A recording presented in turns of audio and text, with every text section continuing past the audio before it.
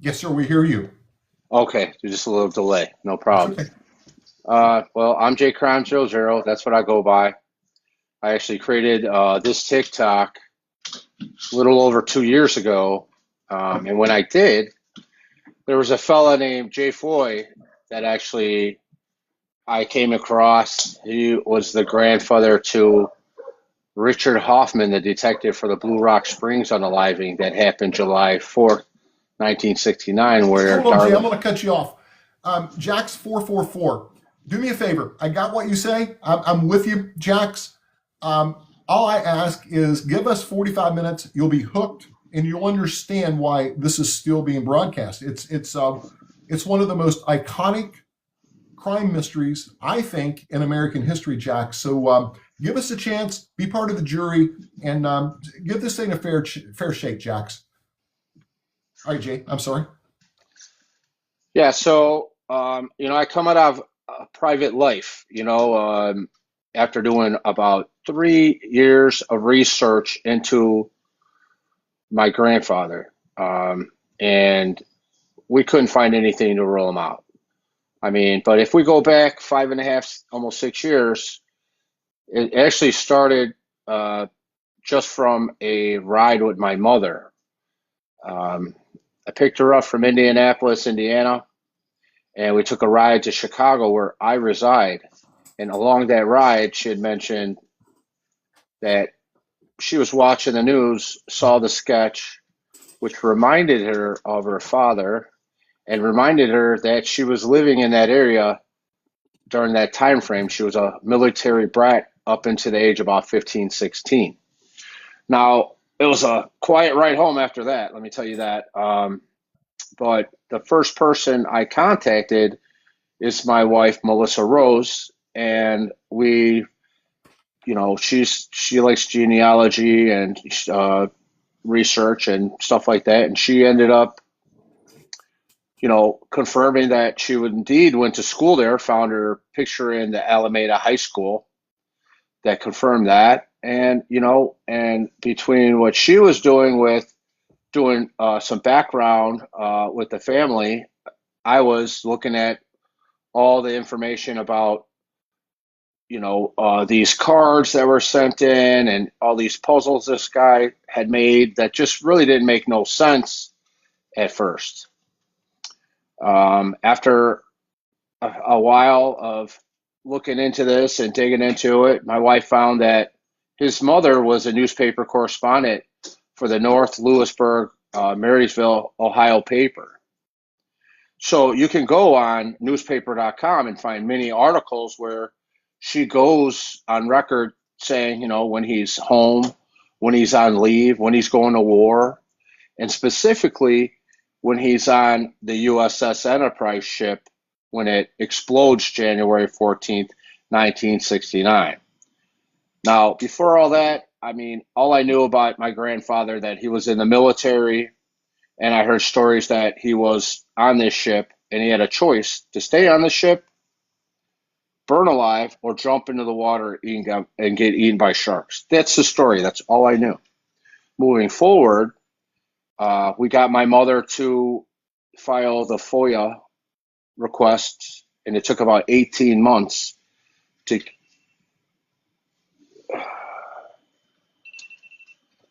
Oh, what is going on here? So it took about 18 months, excuse me, um, to receive it. And basically, after looking at it, we've noticed that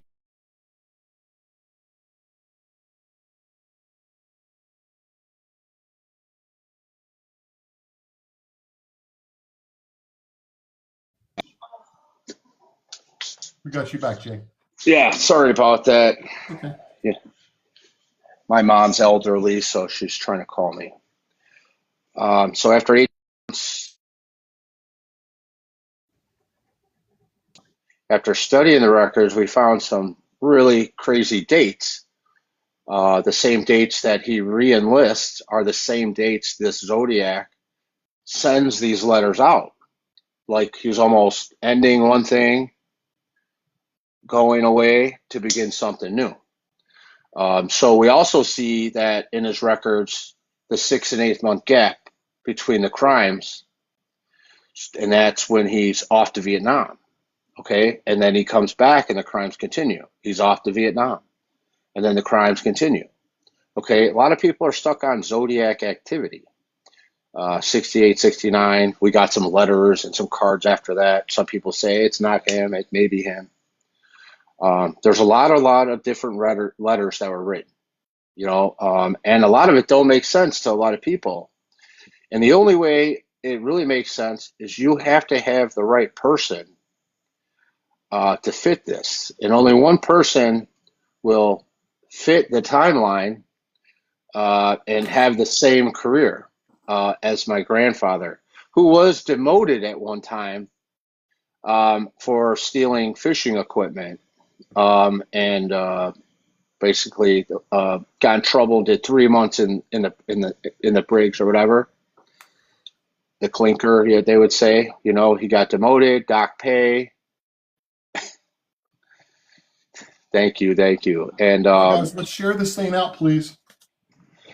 so we ended up getting across some YT people because we were like, hey, check it out. We did an interview, and it wasn't enough for them, and we just kept digging and digging. So after studying his records, I realized that the Z13 seems to me like his military career from left to right.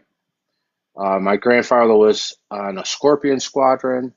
He was on the Zappers, the Z13 Zappers. We know that the Zodiac sent in a Z13 cipher. So I'm like, what's the chances of this, So, when you look at, let me find this, I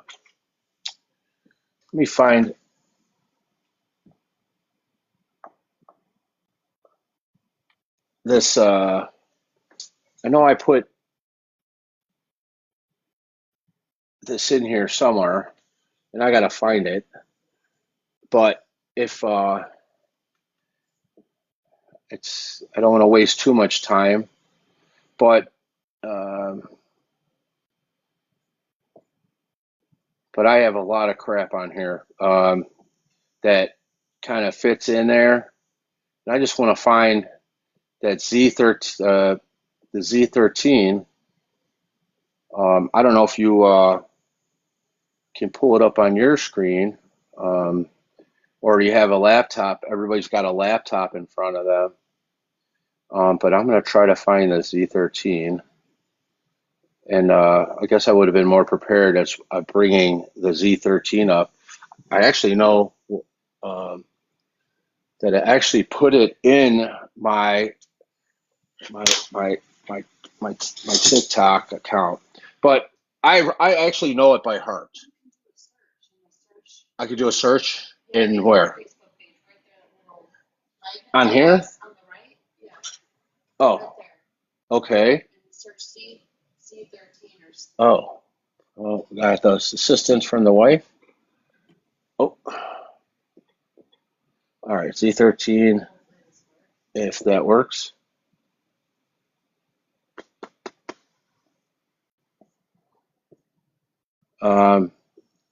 Oh, there you go. There's the Z13. That's not the exact one, but it shows from left to right all these letters here. I think there might be one more here. Let me just double check. Okay, here it is. Perfect. Thank God. All right, so what I want to show you, okay, now this isn't the original one, okay, but this is what I come out with. When my grandfather got into the Navy in 1954, he got into aviation electronic navigation. As you can see, it's AEN, okay? Then you have a zodiac symbol. Now, I believe the zodiac symbol, when you think about zodiac, think about sign. When you become a pilot, you get a call sign, okay? So we have aviation, electronic, navigation. He gets his call sign. And then there's a circle symbol, which I believe is a lifesaver. Every ship has a lifesaver that you could throw in the water, put it around you, okay? That's representing a ship. Then you have a K for Korean tour. This is what he does in a row. And then you have the next circle symbol, which is representing the next ship. Then you have the M for the Mediterranean tour. Then you have the circle symbol again, representing the next ship. And that's where we go into when he was on the USS Enterprise ship, January 14th, 1969. When the ship blows up and it's anchored, okay? Then he ends his career as a naval aviation mechanic, okay? Now, putting this in order, it's kind of like going back in time as we learn stuff, as we receive stuff, as we, dig into stuff. But I'll give you a really good example here of what we believe, the references. The Zodiac claims 37 victims. And what does the USS Enterprise ship have to do with this, have to do with him, have to do with these cards and these letters? Well, I'll show you.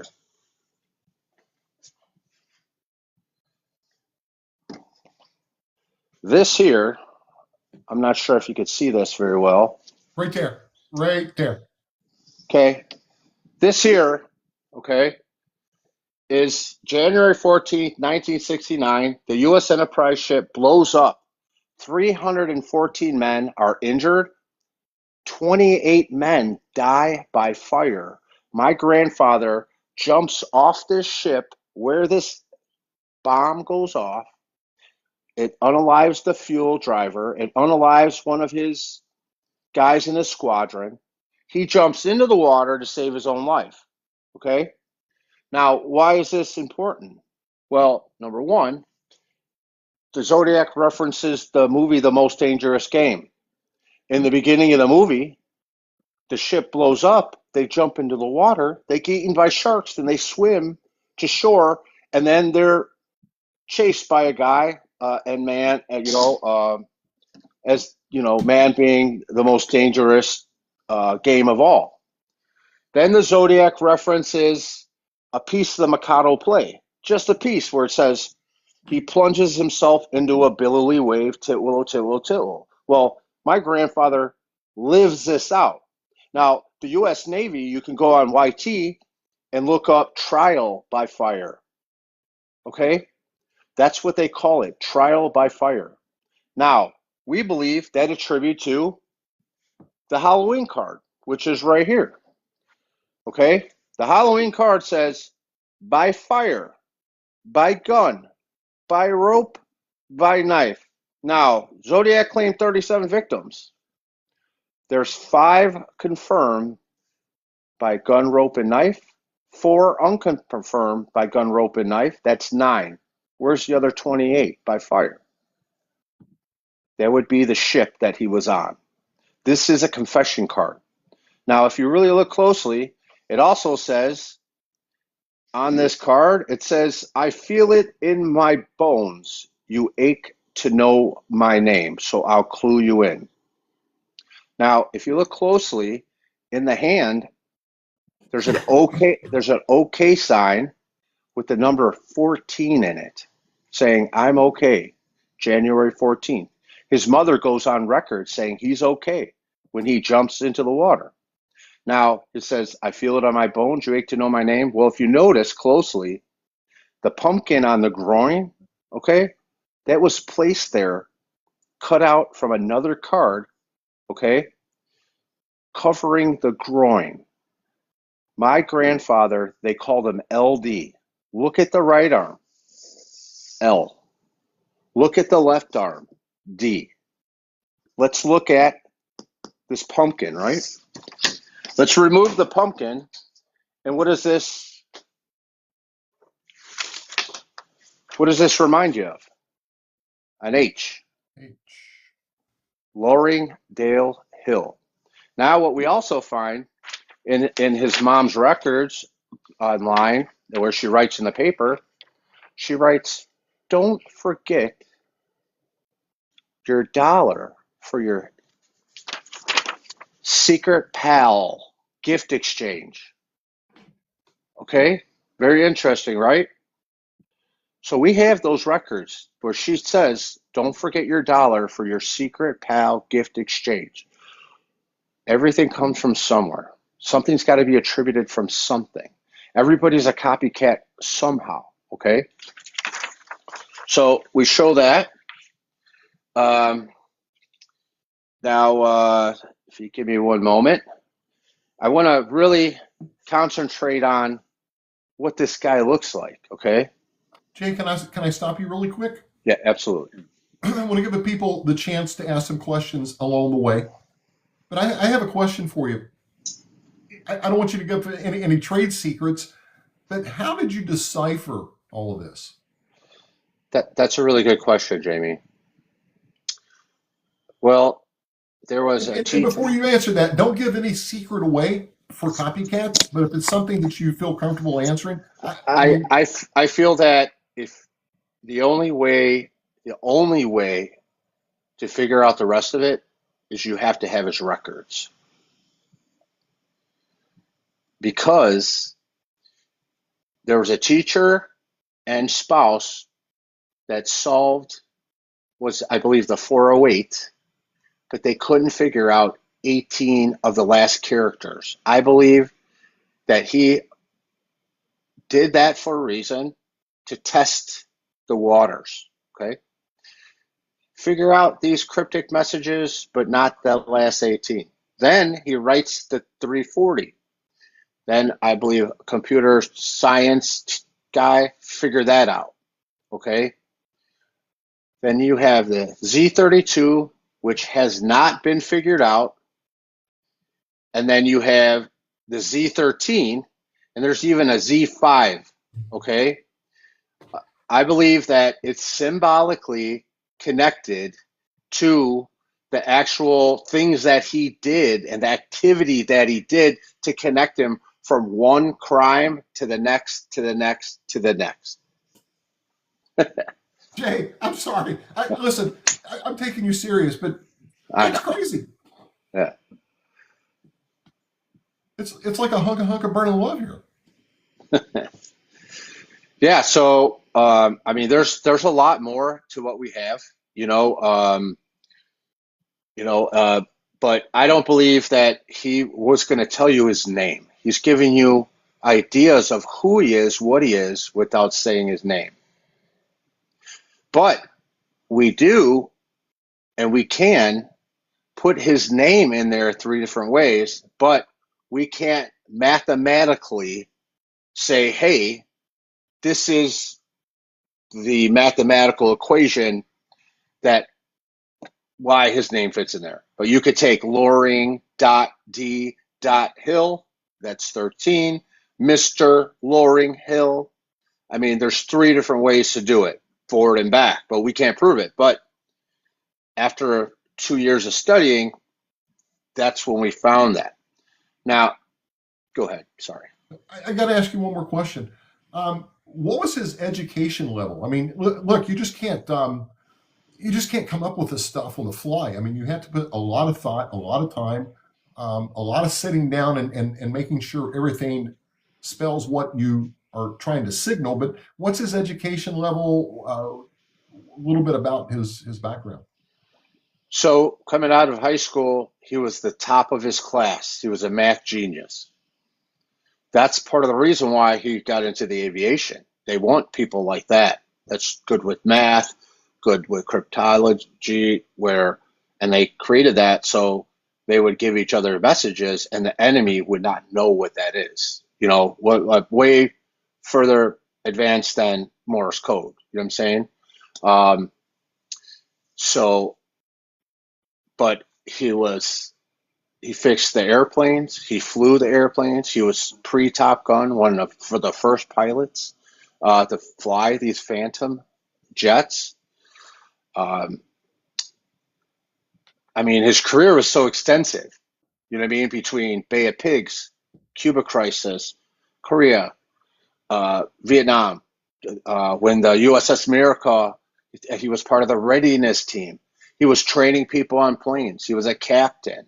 You know what I mean? He worked onshore duty. He delivered airmail. We have a letter from the Zodiac that says airmail on it. You know what I'm saying? The difference between us is that all these things line up with him. And what's the difference between us and everyone else is we have an explanation and we have the time gaps explanation. So the Zodiac wrote in letters saying, I'm gonna commit more crimes. You're not gonna know it's me, and I'm gonna make him look like regular, whatever. Because you would not know who he is if he didn't call in and send letters at all. Nobody would know who the Zodiac is if he didn't say, I'm the Zodiac. Okay, but we then get Rick McBain, a Navy veteran of 20 years who worked in these squadrons. So now we're looking at logistics. We're looking at training, what they're going to do, what they're not going to do.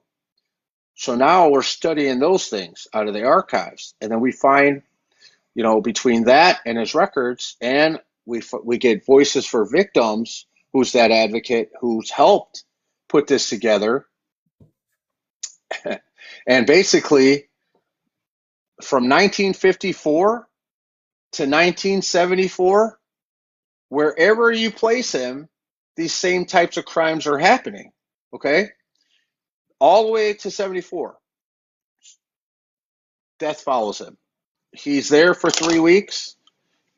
He commits crimes. He goes on a tour or he goes to train somewhere else. And we have actually sketches pre-Zodiac, and they don't know who this person is, but they don't connect it to Zodiac. We place him in the area, and he looks exactly like him. And I have tons of pictures, sketches on this page, the Book of Faces. We've posted them up on the TikTok. We have a pretty good amount. People always like, well, bring the receipts, bring this and that. Well, I have a treat for you. Okay, I have a treat for you because in 1973, the Zodiac sent in the Badlands letter. Okay, and what did it say on it? It said, in 1959, we were killing time. Why would he send that in 1973? Well, this is that goodie bag. You said bring the goods. This is that goodie bag. Okay. So what I'm going to do here is I'm going to present to you some pictures, okay, that are all original, okay? Man, dude, I wish I was there with you right now. This is his boot camp picture. We know the Zodiac likes to underline things and write me. He writes me and underlines it. Very interesting, right? We're going to get to the one that I want you to see. I'll let you see them all, but we're going to get to the meat and potatoes on this.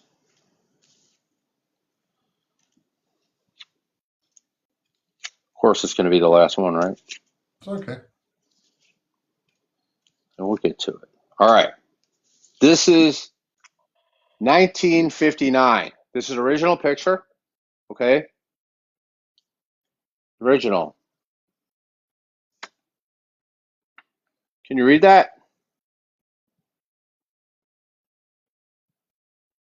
It says killing time. All right, I see it now. Yes, I do. Yep.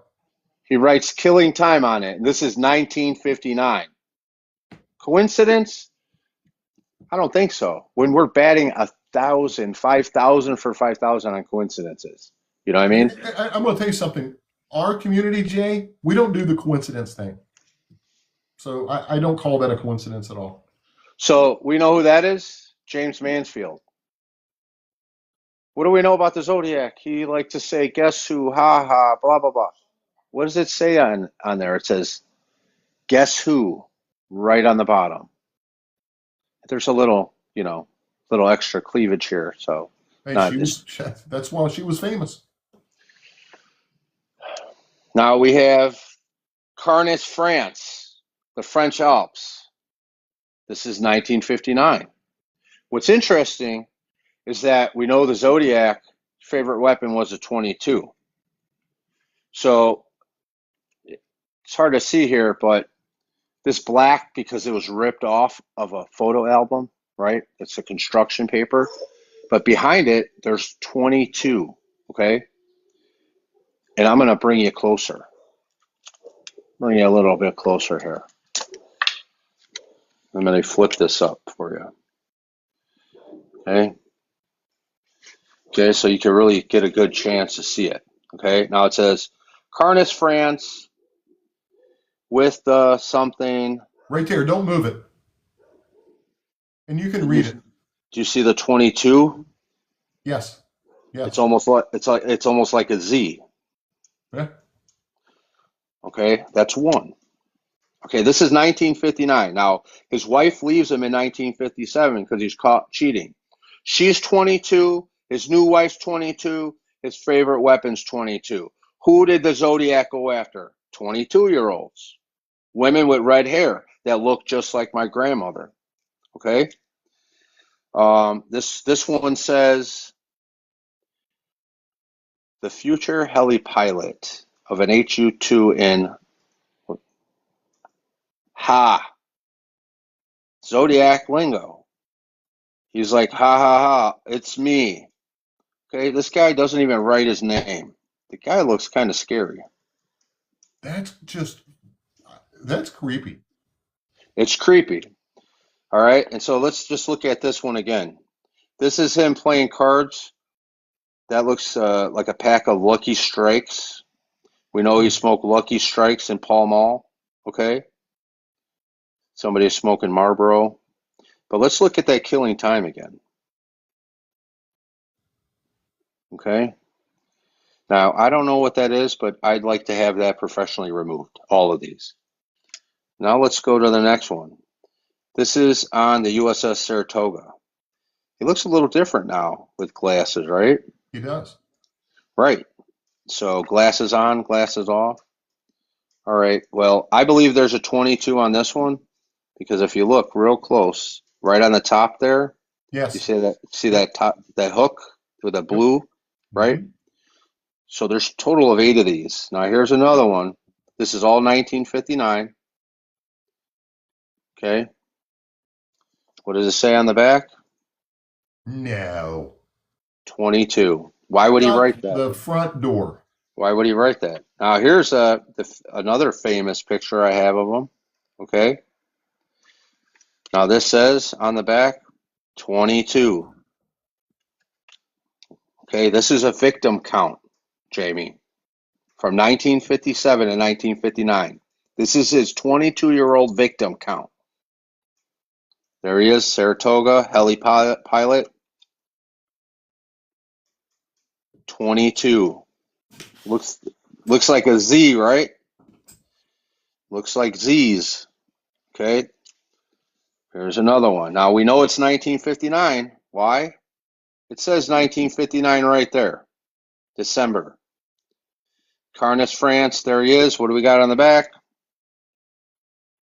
22. Okay. He doesn't write his name. He writes me. I think I'm trying to give me a restriction because of my face. Yeah, it's okay. We'll keep going. We got the F 84, I believe, an A40, an A01. These are the pilot, the jets, the Phantom jets, the F86, I think it says. And what does it say on the back? I believe that's going to be another 22, Jamie. I can't be sure because it's just kind of like gone, missing because of that blocking it. Now here he is. This is 1959, Barcelona. City of Barcelona. What does it say on the back? Well, this one says good old Barcelona with that nice underline that the Zodiac likes doing. Okay. Now There's that LL, was that from the printing? that's the 7-7. Okay, gotcha. I believe so. Exactly. Yep. He talks about having good old times in Vallejo. The Zodiac talks about having good old times. Oh yeah, the Zodiac talks about having a good old time in Vallejo, right? And we have good old Barcelona. This is also another one. Nothing says on the front there, but I believe that's another 22. You see the hooks up there? Oh yeah. Yep. Okay. Covered up. And then here's him eating an apple with one of his guys on the ship. What does it say on the back? This one says taking taking a snack while writing to you. Now, is that another 22? Maybe so. See that little line up there? Yep. Okay, so I just wanted to show you that. The James Manfield, give you a better, closer look. We'll make it TikTok friendly, and I'll hide that part. It says guess That's who. good. Guess Okay, who? that's all Zodiac lingo. Okay. Now, what's very interesting is if you look at the Mikado play, this is his book. And we know the Zodiac called like The Exorcist a comedy, right? This is the 12th Night by William Shakespeare. It's just like it. It's just like the Mikado. Now, here's what's interesting too is that we have pictures and access to his bookcases that are still on the farm, that all the books reference all the things that Zodiac references, like Moby Dick. He's got Moby Dick on the bookcase.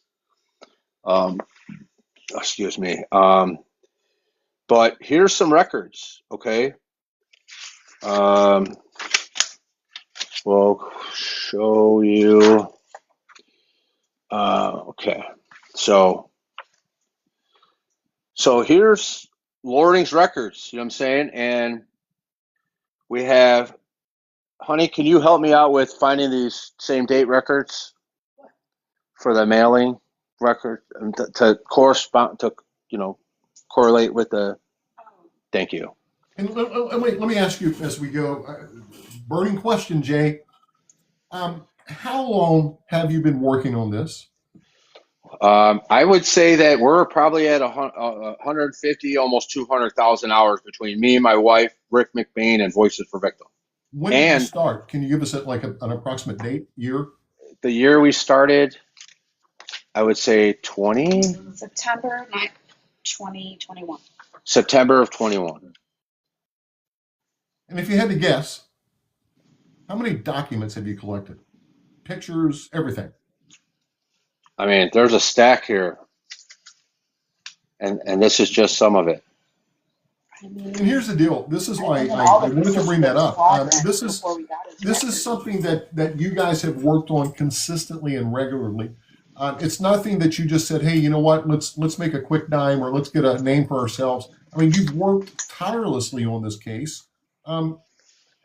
It's just amazing of the amount of documents that you just showed so far, and you're not even halfway there. Yeah, we have a lot of stuff like timelines, pre-Zodiac, connections to the MO type crimes, no essay, 22, people gone missing and found no robbery, all types of that kind of stuff. Give me 1 second. I just want to check something here. And Rick in the chat is bringing up some great points. I mean, all these victims had family. I mean, it's generational. It's lineage of family members. And before you get to the next part, I got to ask you, What is your true? I heard you're live today, so I'm cheating a little bit with the guy that said he was on the fence with you, right? What's your motive for doing this, Jay? My motive is to give the families of the victims closure. They've been beat up in the head over and over and over with thousands of suspects and interviews and documentaries and books and movies, whatever. They're sick of it. They want answers. Every time, like they did a Netflix documentary, they chopped up everything they said to meet the documentary's narrative. And they're not happy. I mean, they want answers. Darlene Farron's daughter grew up without a mother. She never got to know her mother. Right. All she got to do was see the talk about this person and that person. Everybody's been ruled out. Yeah, Mary and Ann in the chat says, beautiful answer. yeah, everybody's been ruled out in many different means. We are not ruled out. We are not going to be able to get ruled out. Um, and lies have speed and the truth has endurance. So, And real quick, I don't want to delay, but I've got one more question. I could ask you 1,000, but we'll do that maybe on the phone. I've got to ask you. You're talking about, okay, you're doing it for the families. I got that, and I believe it 120%, Jay. You're solid on that. But here's what I want you to speak on for just a moment. What about your own family? What about yourself? What about your lineage of family? What's I mean, you guys need closure because I think you're over the target. How does that work on your mind? I'll be honest with you. I think it's a little bit easier for me. Like I said, my mom lived with him up into the age of 15 as a military brat, so she traveled everywhere. She's even been to Blue Rock Springs, Lake Tahoe, Vallejo, and fished with them in the same areas where these crimes happen, right? To me, I lived in Chicago. His hometown was Ohio. I didn't know him. I didn't know him. I didn't care to know him. And I just feel that, when my mom told me that originally, my life almost was put together and made sense on that car ride home. What affected my mom to affect her to that domino effect? He didn't show her no love. You know what I'm saying? He wasn't capable. He was a no good person, very evil person, very abusive. And part of the reason why my grandmother left him is because he took my mom's sister, which is my aunt, picked her up and Hold on threw for a her. minute. Hold on for a minute. Oh, Andra, I am on the iPad. I am on the iPad, not the computer. Sorry, Jay. No problem. I get text in the middle of this thing. They're just trying to make it better. So the views are very low. So we're trying to figure out why we're being shadowed. I'm telling you, nobody wants this case solved. They don't care enough, or they're jealous, or, you know what I mean, that they just don't, I hear people say it's just been too long. Well, who cares at this point? When I do my co-hosting and I run across some people, Are you looking for? okay, so my wife found one. All right for you. So just give me the 1 second so I can reverse it. I want to show you actual documents from his military records that show August 4th, the same date as one of the letters of the Zodiac that goes out. That's the debut letter. The debut letter. Which Ready for this? Contained the 408 cipher. This the 408 cipher. Oh, sorry. Hold on. Did I screw this up? Yeah, hold on. Let me fix the.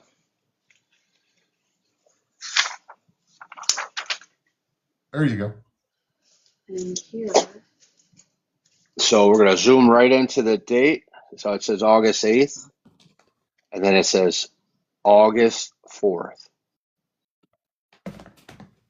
Transfer to the Fleet Reserve, Alameda, California, right? We know he's there. Well, these forms are really difficult to understand. Yeah, these, like my wife's saying, these forms are difficult to understand if you didn't know the logistics, the training, the administration. So, which is why we don't release them in public. But yes, this I don't know if they, captures. can you hear my wife? Yes. Yeah, so, Okay, good. all right, so this is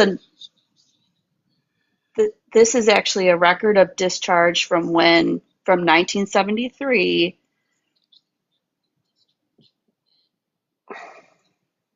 going to the Fleet Reserve, but it shows his previous enlistment was Alameda, August 4th, August 1969. 5th. Yep. 5th, right. But what happens is they discharge the day before and then they re-enlist the next day. So, yeah.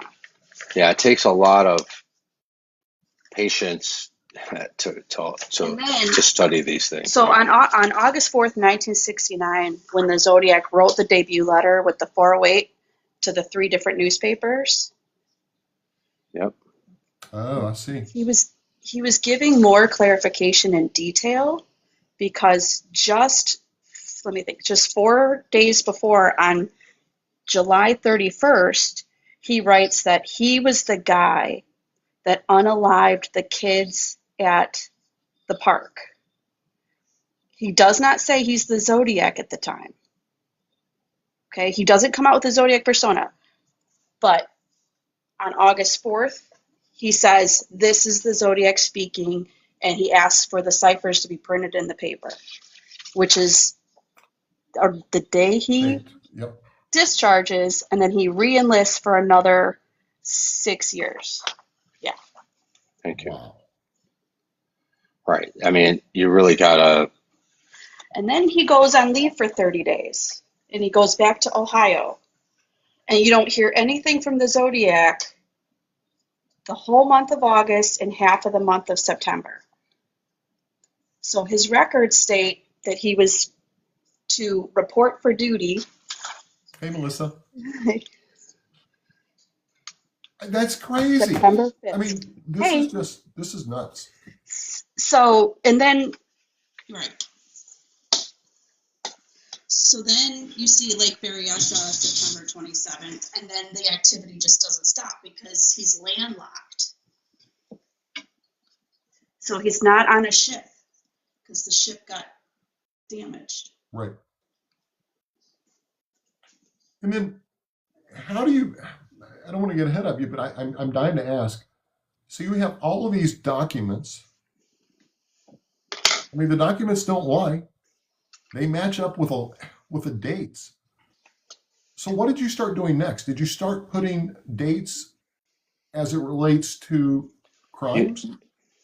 Yes. This is a blueprint. And everything where he's at, crime. He leaves, those crimes stop along his path. He's doing crimes. Crimes are happening where he goes. If he does a tour, none of these crimes are happening. I mean, who can explain that better? Nobody can explain that. We're the first in history to make that explanation. Everybody believes he's Navy. Everybody believes he's military. Just like Rick makes a point, you have to be active duty to jump over a Presidio wall and just disappear. You have to be active duty to buy this ammunition, this triple X or whatever, Super X ammunition. I mean, this has Navy all over it.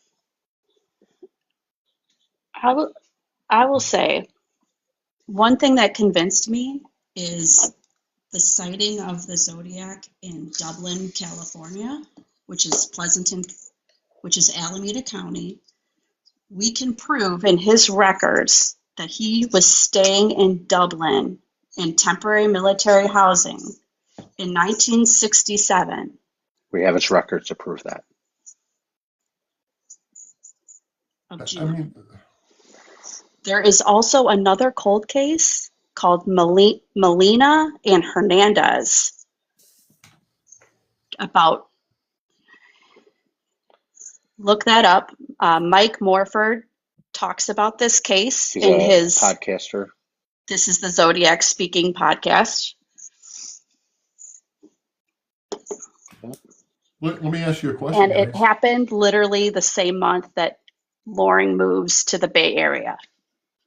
What's the body count? I mean, where are we at? How many? I mean, there's a lot, and we believe there's more. And because of resources, and you got to figure pre-1965, those records aren't digital. And we need a lot of boots on the ground. We need to get into these archive areas and go through them and sift through them. So it's going to take resources and time. We're talking, if he started in 1954 and he ends in 1996, that's 42 years of him doing this. And we suspect him doing this earlier because now, when he goes into high school at the age of 14, he gets a job with his brother at a funeral home. He's picking up bodies, he's embalming them, he's helping them get ready for view. Okay? Well, when he gets out of high school, from the age of 18 to 20, he works with his father at Erie Railroad. We believe, because there's books on his shelf, the whole map of Erie Railroad, because that's all you did was read, okay, back then. We believe that he would get on these trains, because these trains will go all the way to New Jersey and all the way to Chicago, that he go commit a crime, get back on the train, and come back home and be home in time for dinner. What age do you think he actually started? I think that probably, I think as early as, maybe earlier than 14, he probably unalived animals. And then, he has a brother that's working in the funeral home, so he goes into the funeral home to work with them. He's got older brothers that are in the Navy and in the military. His father was in the Navy. And you got to think, too, when his father, was born and raised, this is going through the Depression. Now, were they and stealing and unaliving people? Is this a family of murderers? It's possible. It's possible. We are going to try to get the records to each one of those brothers. And so it's possible, because his one brother, you made a post and you put up the US 66 map, and it had the symbol, and then on top it had an arrow. What a strange place to put the arrow only on top. Because if you look at that map, what's it pointing to? His brother's name, Clayton. Okay? We see the Zodiac send in postal keys. We see him talking about airmail. When we looked at when he retires, 75 to 1996, the crimes from Columbus, Ohio, the crimes, and then we talked about Circleville. Circleville, we visited. There's a big pumpkin as a water tower there. And in the middle of the town, there's this crosshair. And here's what's interesting. The police station's on Route 22. And if you look at the handwriting from Circleville, it's almost identical like the New Jersey writer. And we know we put him in New Jersey, we put him in West Virginia. This is where these air bases are. He used these military bases as his camouflage. He'd commit the crime, and then he would drive back to the military base, and no cop and no civilian is going to follow him in there. It's not happening. Yeah, here's a good question I want to ask, what Simone's asking. Do you have any indication that he was into any witchcraft? I don't believe they practiced. I think his parents were what? No. No. No. He, What were they, Protestants? yeah, Protestant. His parents were Protestant, But no but signs, no inkling of. not that I'm aware of. Um, I mean, I'm going to tell you one thing that my mother told me. When she was a kid, she would babysit. So when she lived in the Alameda housing, which got torn down, she would babysit the neighbors' kids. So then her stepmother and father would go drink and smoke or whatever. She had walked in on them one time having the orgy. So that's what she's seen. The lack of the occult background is why we feel like the Navy is what is influencing this, and it's his occupation. The occupation, yeah. And just remember too, here's a story that my mom told me, and it's not like it's a real story confirmed. When the 1968-69, the scuba diver seagrass training was very popular. They had it at that school. They had a net because that school's on the ocean, so the sharks can't get in. My mom trained into the scuba diver training herself. My grandfather did the scuba diver training himself. And what's the matter? Are you okay? You give me that funny look over there. Like, well, they're two separate classes. Right. Well, they are two separate classes. I didn't mean they trained together. Thank you, Brad. So They've always got to be one in the crowd, Jake. Their interest, it's women math. That's what it is. Do you want to see women math, girl math thing. Okay, yeah. So my wife had pulled up the timeline. We're going to pull at that, but let me explain this. So he goes and does this training. 4 months after he does this training is when we see the Zodiac persona come out. Why is that important? Why? He receives a Zodiac watch. Okay. Yeah. What? Yeah. They receive a Zodiac watch for that scuba diver training. They do these underground tactics or whatever. They train and they use the watch for their timing, how long to be in the water and all that. Go ahead. Yeah, but what makes that argument stronger is I found research that the watch is also a tool for Navy aviation navigation. Correct. So there's a nautical, sea, and air reason for that watch. And you've seen a protractor before, right? Yep. Well, did you know in the Navy they use a different type of protractor that measures time and distance? I believe that's the key to that math. But I'm not no math guy, But my wife pulled up this timeline, so I'm gonna flip the screen so you can see this timeline, okay? And I'm going to turn one of the lights down, so keep going.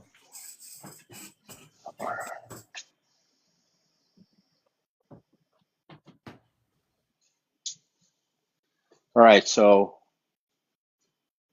we'll wait for Jamie to come back here.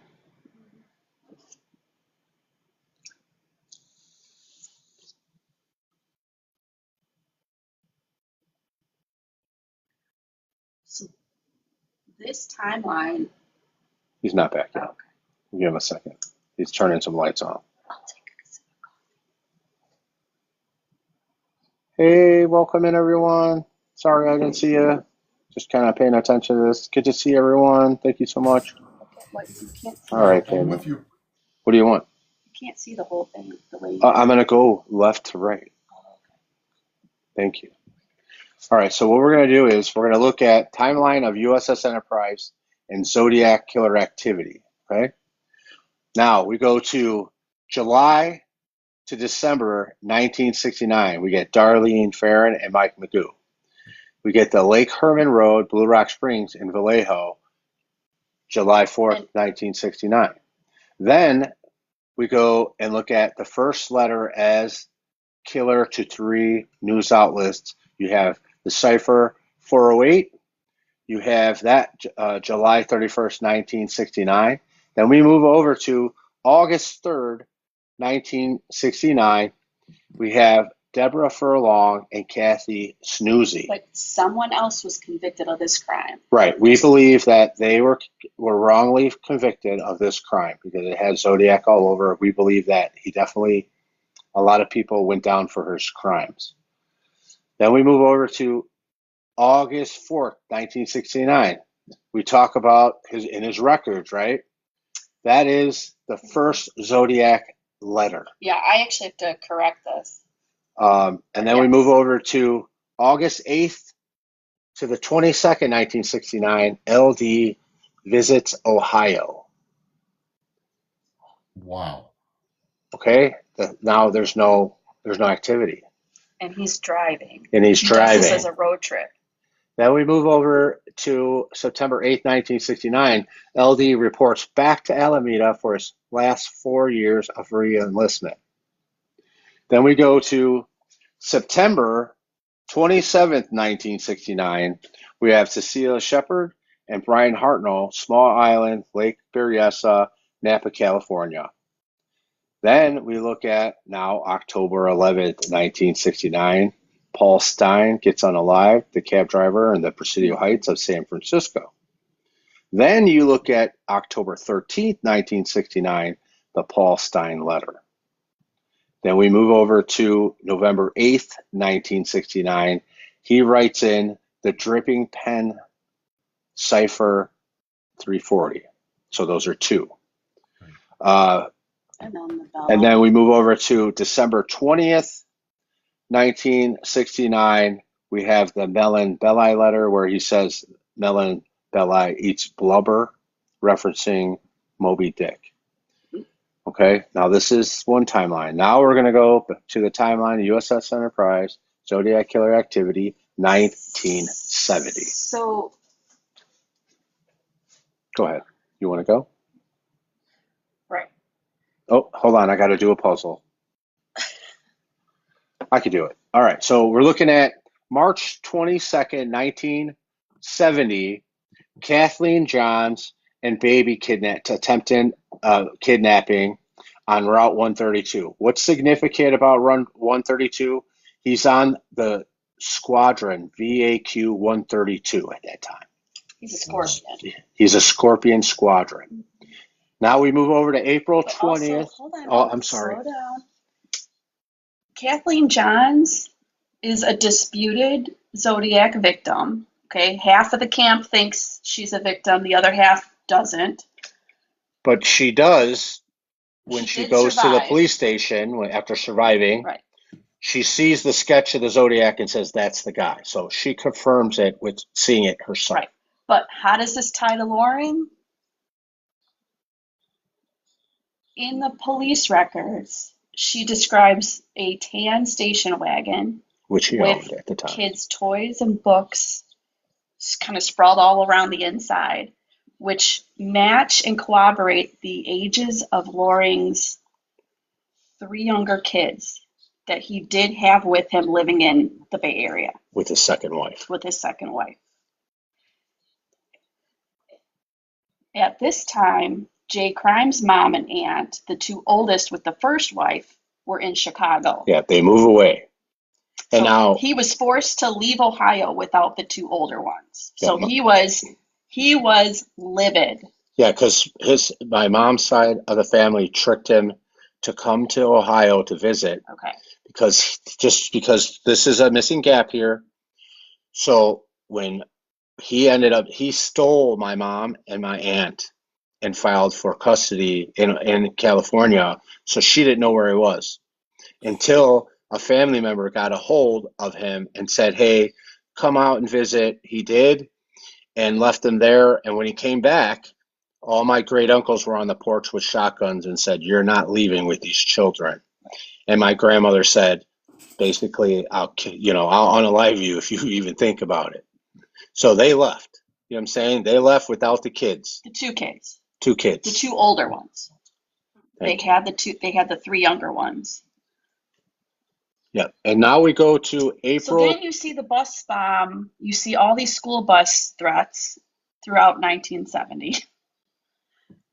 Right. His kids, the 2 kids are gone that were in high school. He's threatening school buses now. Are you going to continue? Mm-hmm. Because you're pausing Oh, sorry. pretty long. Okay, there's a delay on my end.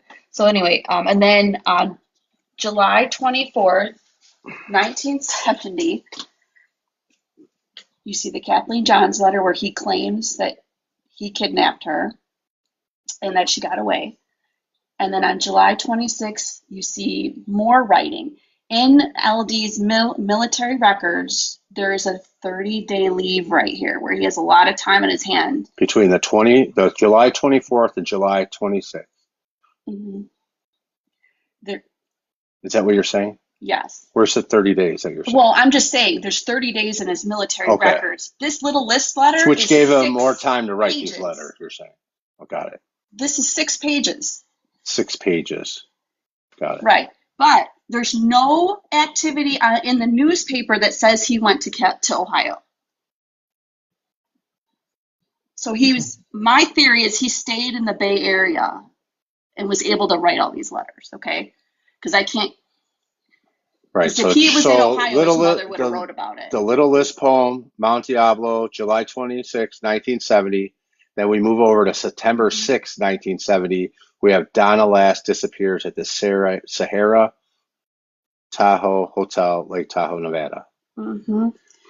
Then you move over to October 5th, 1970. He writes the crack-proof letter.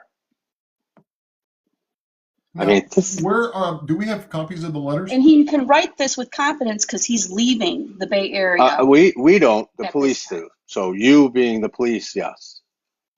So the cops have the letters.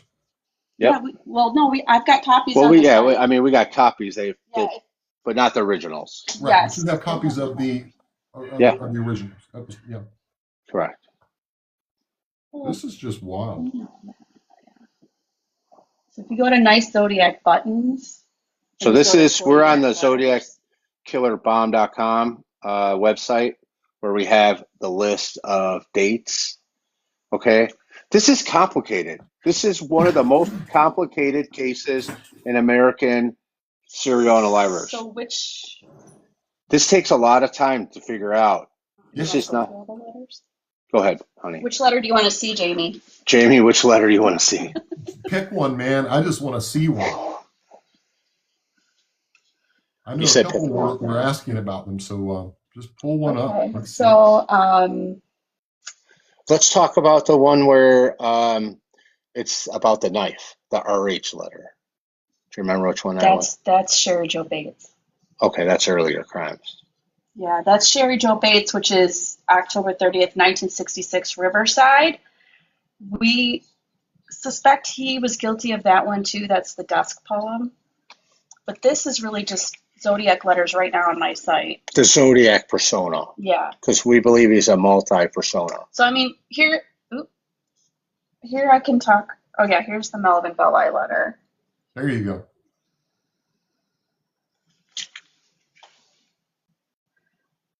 So, this is the Zodiac speaking we think was adopted from, this is the captain speaking, Right. being Makes a it plane maybe. captain, Yep. and then being on the ship, like the USS Enterprise, the USS Saratoga, the USS Essex. And if you go down towards don't move it, please. Hold on a second. Go back. He wants you to go back. I'll go back. Well, that's okay. Okay, go down. Okay, stop. Take your hand and move it up one set. Stop. Stop. Hold it. Stop. Move your hand up without moving the screen. Can you move your hand up without moving the screen? Here, I'll just read it for you. Please help me. I am drowning. What's significant about that statement? Exactly. Him jumping over the board on the U.S. Enterprise. There you go. Please help me. I am drowning. That's Yeah. And then he talks about the children being Right. safe. correct. It's crazy, man. From the bomb. So my theory is it wasn't a real bomb, that he was the bomb. And he's about to go off. Sorry, guys. No, you're fine. I mean, Right. this is just wild. Right. You were a former detective, And I'm sure you've dealt with some things, but this is crazy. You know what I mean? Like, we're regular people. Okay, we have careers, we have busy life, but for us to just do this and then just study it and try to understand it and kind of puzzle it all together Hold on, stop, hold on. Okay, I'm looking at the Z and the Zodiac. Mhm. Okay, hold it right there. Can you get one of those pictures with the 22 and hold that up beside the Z? Yeah, give me 1 second. Now we're talking lingo here. I mean, I want to try to punch holes in this thing. I really and truly can't. Here's the problem with his handwriting. Okay, Yeah, that's this what I is- was looking at. It's a little different. I mean, his writing changes, even in everything that he writes over time. In his record. I mean, even my signature changed over years, you know? Well, keep in mind, that's a Z, not a 2 So on that picture. I mean, it's a Z on the screen, but it's a 2 on the picture. Yeah, my wife's I going to just wanted pull. to see what the that's difference true was. too. Yeah. Yeah, I mean, there's some writing. Well, we can. We're hoping that we could get more. Okay. Here's the best example is the Badlands letter. Yeah, we're talking about the Badlands letter, remember? Ah. Where he says 1959, 73. It's November. 74, honey. That was 74 the letter went out? I mean, this is a lot to remember. I'm sorry, but I thought it was 73 when that letter was written. Oh, wait, hang on. Mm, That's there's another 73. 74. Is that it? No, that's the extra set. This is the Exorcist letter. Yeah, that's the one where it says he plunges himself in a billowy wave. And Hannah, good point. Hannah says that the length and width of the 2 and Z. So, I mean, that's a good I point. have Hannah. these on here yet. I don't have them on there yet. Can you just try that other one? Go back. What do you want me to do? You're not on the right one, so go back. Okay. Okay, now that one there. Yeah, let's do this one. This is a good example. There's the 2. There you Some go. of the 2s. There you go. There you go. I mean, a lot of it is just, And the way that he writes the dates is very similar with the lines. yeah, and I also have samples on here. So let me show you some samples on here, Jamie. Okay. So we talk about that letter Look at the where it who's says guessing. 1959 killing time. Yeah. So let me show you. You tell me by looking at this, and I'm going to put this on the screen here, and I know it's in here, so just bear with me. I really do got to separate my chimney work from Zodiac.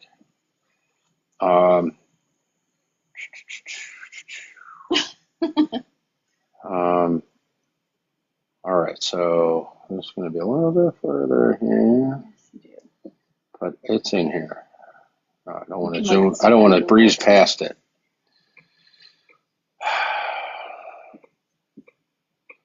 Oh, we're getting close, guys. Just be patient with me. All right. There you go. All right. So the top 2 are from his pictures. The bottom one is from that letter that says killing time in 59. That's those 9s. The 1. If you look at the top 5 that skip down and below, and then the skip down below on the bottom one, the little space, right? Yeah. Okay. Yep. She found it. With the other one. So I mean. So here's where you All right. see Let me. right here the M and the P.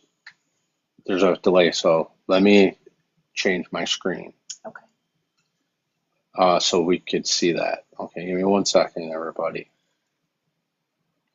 We're amateurs here. You know what I'm saying? I think you're doing a hell of a job, my friend. So this is that Badlands letter There you go. where it says. 1959. You see the 19th killing time, right? Mm-hmm. What are you doing? Sorry. But let's take this. Now look at this right here. The camp and the P. See that This is where we need your handwriting analysis. Here, try this. Move your fingers. There we go. Right here. There you go. Okay, hold on. Wifey, I'm gonna sorry. kick your butt. It's a really sensitive screen. Yeah, where are we at? Where do you want to be? Right there? I'm not sure what you're doing, I lady. don't know what you did. Right we there. It still does it if you Does don't it touch see it. Okay, can you see it? All though, right, Jan? now we're coming in. I'm trying not to touch the You screen. did it anyways. Okay, we're gonna be. Hit the button. Okay. So if you see Hold on. what she's trying to give an example of, Here, sympathy. here, how about this? Because you're shadowed. Your whole thing's shadowed. Okay. Don't Now, touch it. Don't touch where do you want to be? Where do you want to be? Right there? No, Okay. right here. There you go. Right here. Yeah, right here. Yep. Now see the M and the P in camp, Mm-hmm. and then the M and the P in sympathy.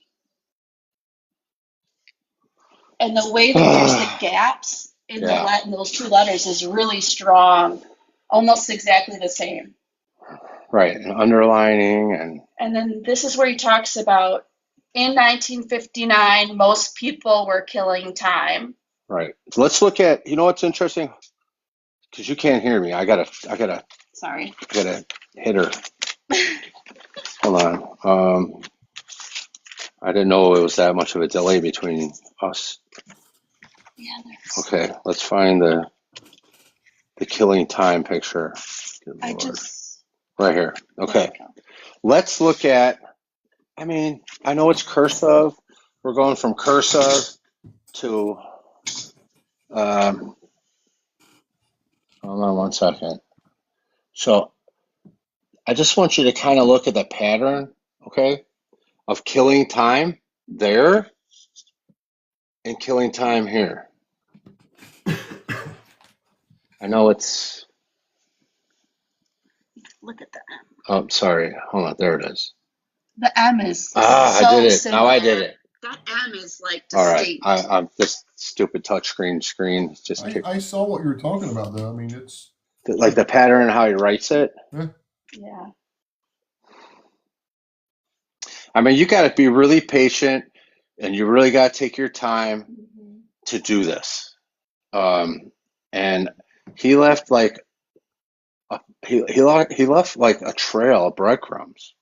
You know what I'm saying? That Can I ask? Can we back up for just a minute? Yeah. Let's go back to the funeral home. That kind of triggered my mind for a moment, right? Okay. How much history do we have on the funeral home? Were they any? I mean, you know, you were talking back. Data and records sucked at best. 60, 70 years ago, 70 plus years ago. But anything? Have you done any research on that? Any missing bodies? Any complaints? Any? We look. We want to start from the beginning. You know, we need resources. You know, time is of the essence, right? Like I was saying, like even, you know, one of the witnesses that was looking down at the Zodiac, there's just one left. That's it. You know, we need to find them, Jamie. We need to find them because I find them. I show them this picture right here. I mean, come on. That's over with. It's over with. They see that picture. Can we bring Rick up for a moment? Rick, are you Sure. okay to come up for a minute? I have a couple questions for Rick. Yeah.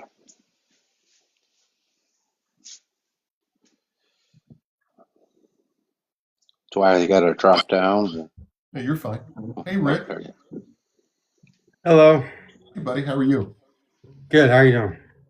Hey, catch us up. I want to talk Navy for a minute. I want to talk MOSs, his job. Encryption. What did he learn, or could he have learned a lot of this from his naval training in terms of? He could have, but my personal opinion, I don't think he did. I mean, I could probably just write that myself. myself and make you try to guess it for the next 10 years, you know? Okay. That's my personal opinion, but a lot of people have given me mixed, you know, that I'm a 20-year sailor myself, but I was told cryptology was taught at some point up to the Vietnam War, which he was absolutely part of the Korean and Vietnam War, so absolutely could have been taught that at some point. Okay. And we also know he read a lot of books. A lot of the books on the shelf back home in Ohio show that he was into mystery books.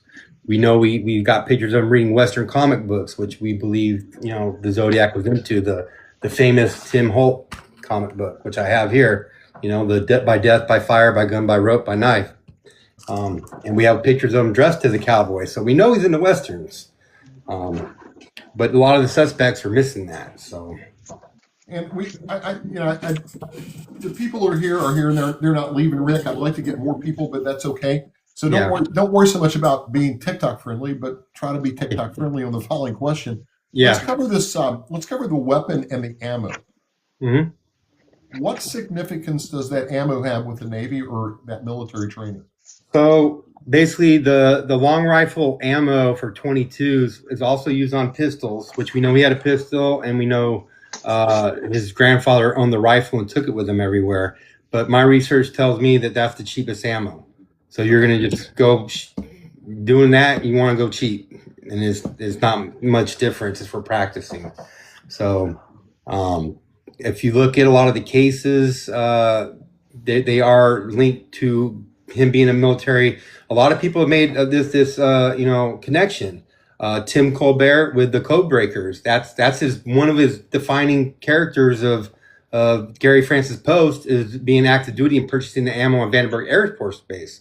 Which, Jamie, by the way, I researched. I was watching some Facebook on a Navy group, and they were all talking about an NAAS and arguing back and forth on what a Naval Air Station is and a Naval Auxiliary Air Station is. So I plugged it in the newspaper, and I got a hit for a sailor with a 22, a couple miles from Goviata Beach. Yes, I love that look on your face right now. Yes, he was hit with a tire iron.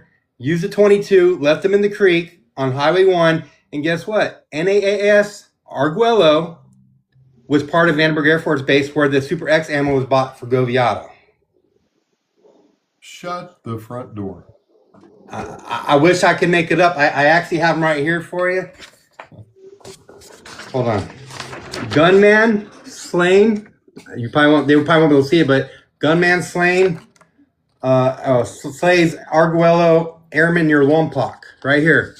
And then I even have and it's also on my profile. I have the video linking this so they can check it out. I always try to screenshot it and make videos of all the cases I find.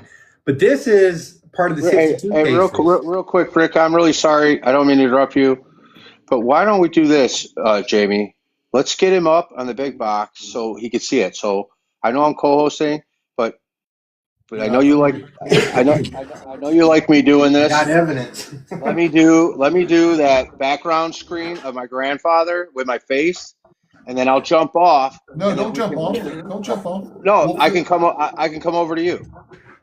Okay, just don't leave yet. We're not done. No. I'm not leaving. I'm just going to jump down. You have a subpoena to testify. You're not done testifying. Can I be my own lawyer? Your wife can. We're not smart enough. I just want to be able to pull him up. So you want to see his timelines he built. Okay. And you're I not can't. That's on my computer. I don't have that printed out. It's fine.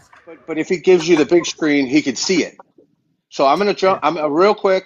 I'm gonna do that thing that I do, with my face because this is one of everybody's favorite part. Okay, so just give me 1 second. Let me put this on real quick. I think I'm gonna close So this my is eyes. me I'm gonna still. have nightmares. And here's the sketch of the Zodiac.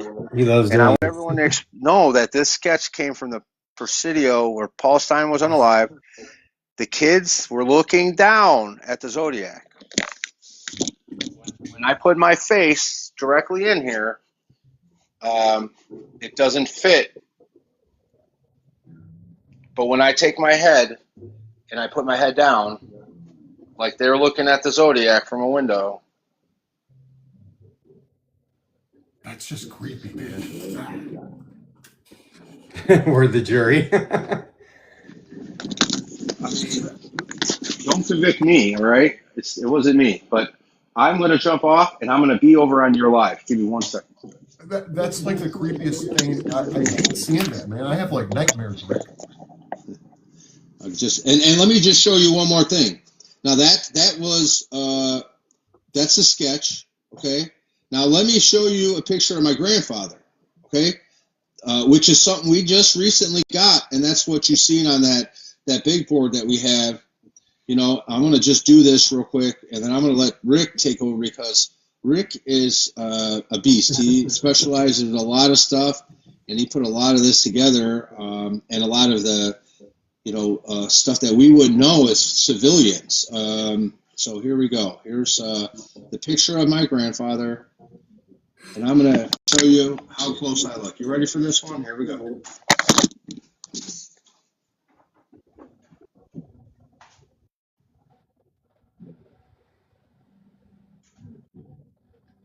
All right. So I wanted to do that. I'll be over back on the live. So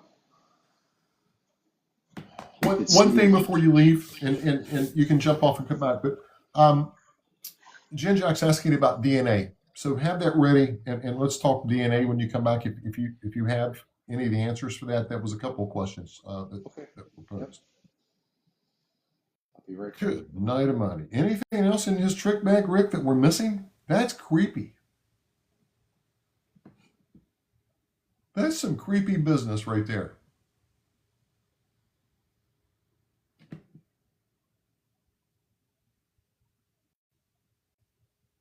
You're on mute, Rick. Sorry. Yeah, he's got a lot. I tried to poke a hole in it when I got in his group, and I was like, all right, let's go date by date. And I've gone date by date. I got Lauren's timeline, which I transcribed from the military record, and I got the Zodiac cases plus Zodiac cases we believe are Zodiac. It's our we call it an A list because it has to match the description, weapons, or MO, like calling the police and leaving or cryptic messages. So we have a plethora of evidence, and most of it's on my computer though. But I printed this out for you just for tonight. This is the newest case. So everyone's familiar with the Goviata Beach crime, right? Yeah. They believe they know he bought the ammo on a military base, which means the Zodiac had to be active duty military. Codebreakers makes this argument. I was watching another video where another YouTube creator was making the argument that it was near the Vandenberg Air Force Base and the Ray Davis was near Camp Pendleton, and the Navy Sailor in Ocean Beach was in San Diego near the Navy base. All right. Those are all in the early 60s. So I researched, I saw the Navy guys arguing on Facebook about which base was an NAAS or a NAS, Naval Air Station or Naval Auxiliary Air Station. So I typed it in thinking I wasn't going to find nothing, Jamie. I was like, I ain't going to find a darn thing. And 5 minutes after I did it, I literally posted it in the Facebook group, and 5 minutes later I find this. So when I researched it, I said, what Naval Air Auxiliary stations are in California in the 60s? It came up with San Clemente, which is near Oceanside, the Ray Davis case. And this one was Arguello, Point Arguello. It was a Navy base until 1965. And then it got turned back over to the Air Force base. It was a missile launch test site. Mirror your camera. Mirror? Yeah, Yes, so I it's think flipped. so. Oh, shoot. Let me see. That's okay. If you can't, don't No, worry it's about it. right because this is on my right side. Okay. So I'm right. Yeah, it should be good. But, oh, I see what you're saying. Yeah, because it's, Yeah, it's backwards. you can't see this. That's okay. Don't disconnect. Yeah, I'm not trying to. I know how to flip it. Here we go. There we go. Oh, There you go. but now it's going to point away from me. Hold on. No, that's the other flip. Shoot. That's okay. Yeah. So, hold on. I'm trying to flip it back. All right, flip. Is this mirror? There we go. All right. Perfect. So you see here, gunman slays Arguello airman near Lompoc. It sounds like it's an Air Force airman, but you got to read the fine print on the right. So I'm going to read it off to you guys because it'd be easier. It says, gunman found body in creek, Wampauck. A 20-year-old Navy airman stationed at Point Arguello was fatally shot in the brain about midnight. Thursday, he was returning to his base from a Christmas leave in, guess where? Texas. Texas. Where is Loring from? Or it was stationed, Texas. I was like, oh my gosh, this is too much for me. James H. Yarbrough, stationed at Arguello for the past 18 months, was found shot through the head in a creek bed 15 miles east of Lompoc along Highway 1. So if you get on Google Maps and you look at Highway 1, this is like 3 miles from Govey Out-of-State Beach, where the Domingos Edwards case was, not even a year later. And then a year later, you got the Ray Davis in Oceanside. On top of it, well, so anyway, back to this case real quick before I jump anything. His car's missing. It's a 1950 white car. They never found it. We have a string of unalivings happening in 61 and 62 that we believe were the Zodiac. And I believe that maybe he used his car to travel to those other 3 to 4 victims until he got to the cab driver. Because they're all within a 4-month window, January to April. 2 of the 3 girls that went unalive between this case and the Ray Davis case, it was linked to a Navy sailor on an airplane from Los Angeles to Las Vegas. He had freaked out the stewardess. That he left a note after tearing out the girls' pictures. It's all in the newspapers, and I got it on my profile and the videos. He writes, "I'm not afraid of dying. I don't know what I'm doing. Fasten your seatbelt. I'm getting to know. I'm getting away." But see what I'm saying? They're all tied to a Navy base, a Navy sailor, Navy this. If you look at almost all the Zodiac crimes and these suspected crimes, they're all right near a naval air station. Yeah, Sherry Joe Base is by an Air Force base, but everything that Jay Crime's grandfather worked on, if you research it, those planes were able to land on Air Force base, especially in California because they're practicing going to Vietnam. So China Lake Naval Air Station, if you remember that, you got it. That one of the cases right by that base, right by all those bases in that area. So it's very scary. Matter of fact, even one of the girls that I mentioned in 62, she was known to have gone to San Diego and tried joining the San Diego Locker Club for Navy men. This is all in newspapers.com. So it's not nothing we're making up. It's a true crime that happened, a true case. And we got our receipts. Rick, I know that, and guys, Melissa Rose is in here. This is lovely wife of Jay Crime. So that's who Melissa is. Let me ask you a question, Rick, and this is why I want to pull you up to pick your brain because I have questions. The Navy, I don't, you're going back so many years. I don't know how the record retention is. Obviously, their records stored somewhere. God only knows how long it would take to pull them up. But here's my question for you. This could be, in my opinion, I think it's the number one unsolved iconic crime case in the world. Mm-hmm. I truly believe that, right? Here's my question, Rick. The Navy could possibly have a black eye once this is brought forward. Mm-hmm. I mean, he's out unaliving people on the Navy's dime, essentially, right? Yeah. You guys are not getting any cooperation from naval intelligence at all? We really haven't asked for it. We're just trying to get the word out, and hopefully someone will listen to us, and nobody's just giving us a listen. We got banned out of groups just because we have a suspect, we have theories. So even if they say it ain't Loring, we got to be on the right track with something we're telling here.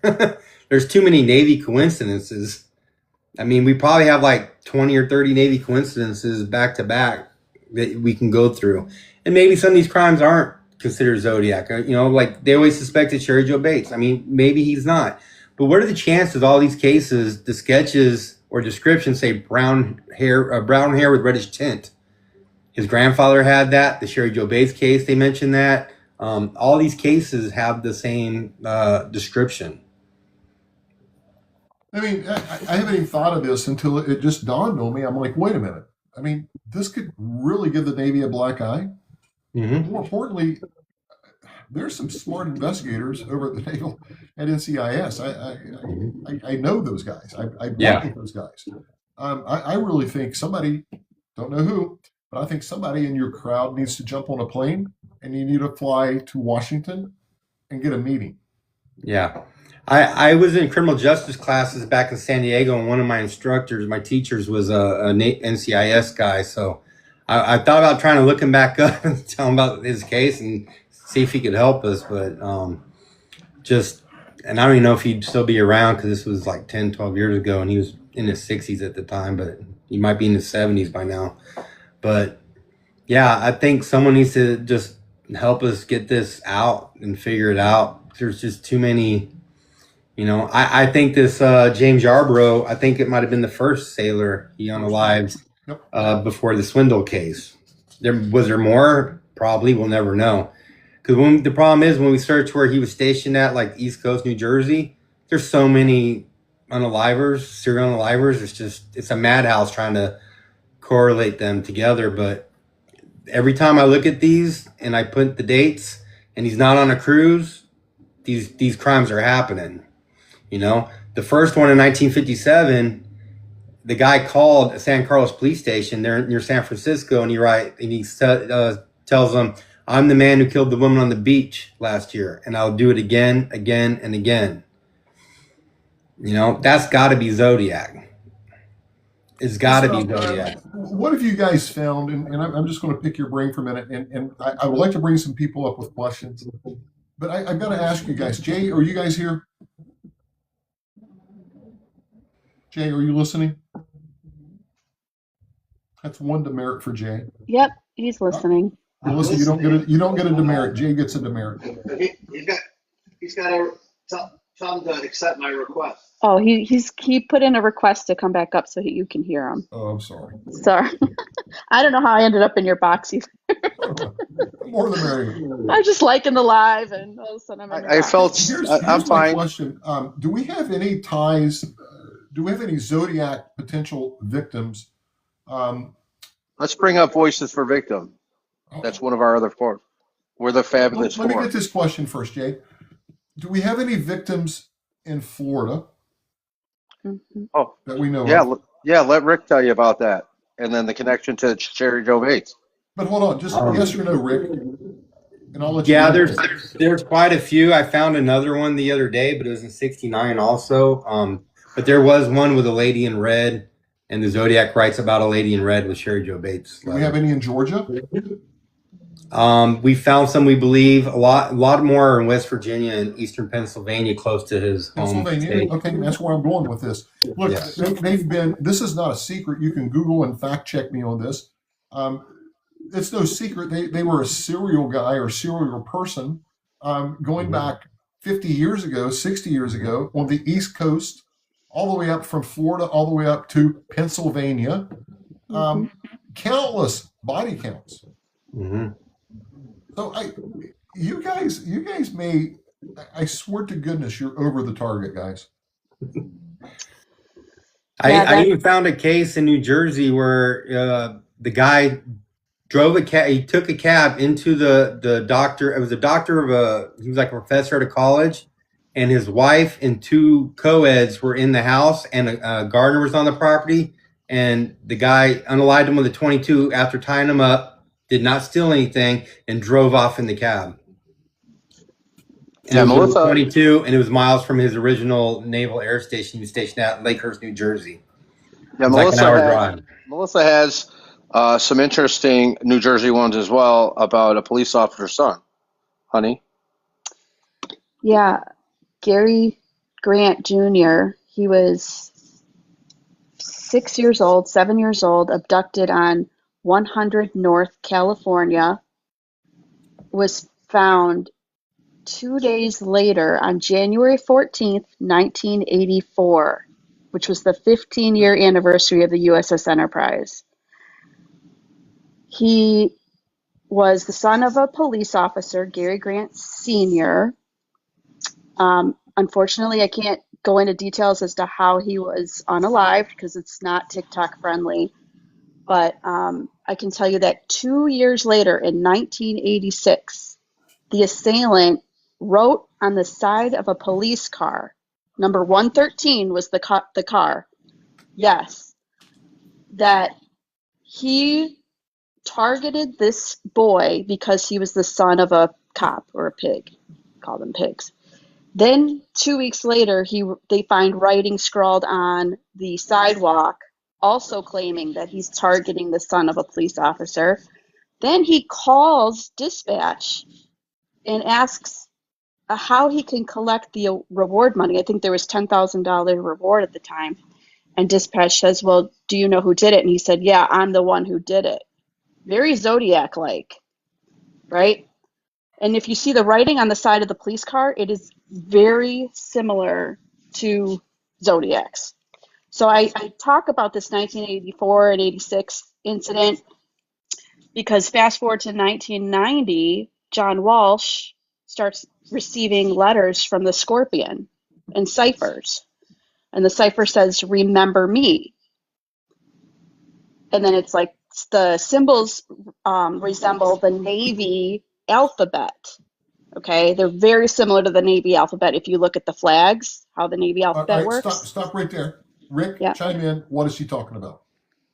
It's about the Navy flags we use them for communications back in the Navy. So Alpha means for divers, Bravo means for fuel, et cetera, et cetera. They all each have a meaning. So a lot of the writings were similar to so like when they do the Navy, like the A, B, and C for, Alpha, Bravo, Charlie flags, they all kind of look like a letter inside the flag as well. They make the letter if you look at them. Melissa, I just wanted him to chime in. I mean, he is the expert from the Navy. Yep, exactly. And here's what's scary about this. In the letter that accompanies that cipher, he says that he has now moved his criminal activity into New Jersey. So so it's like, okay, why are you writing somebody who hosts America's Most Wanted, who loses a son, almost in a very similar manner, out of Florida, claiming that your activity is now moved into New Jersey? The interesting thing about our suspect is he also lost a son at 5 years old in a fire on the farm in Ohio in 1978, January of 1978. And so is he lashing out because of the loss of his own son? Is he gambling in Atlantic City in New Jersey? Is he there for a 15-year anniversary for the USS Enterprise? Why are these connections happening? Because I don't think it's just coincidence. And just to connect a little bit real quick, is that our suspect was in the Scorpion Squadron. And if you look at the mascot of the Scorpion Squadron, it's the same mascot, the same way the Scorpion letter writer writes in those letters. So this guy got a connection to Scorpion, Phantom, Z13, Dragon Squadron. It's just crazy because you look at the Zodiac also sends in a dragon card with a hillbilly riding a dragon. And that's what you call riding the dragon when you are riding these HU-2 helicopters. They call it riding the dragon. Yeah. Check this out. This is my grandfather's that was given to me.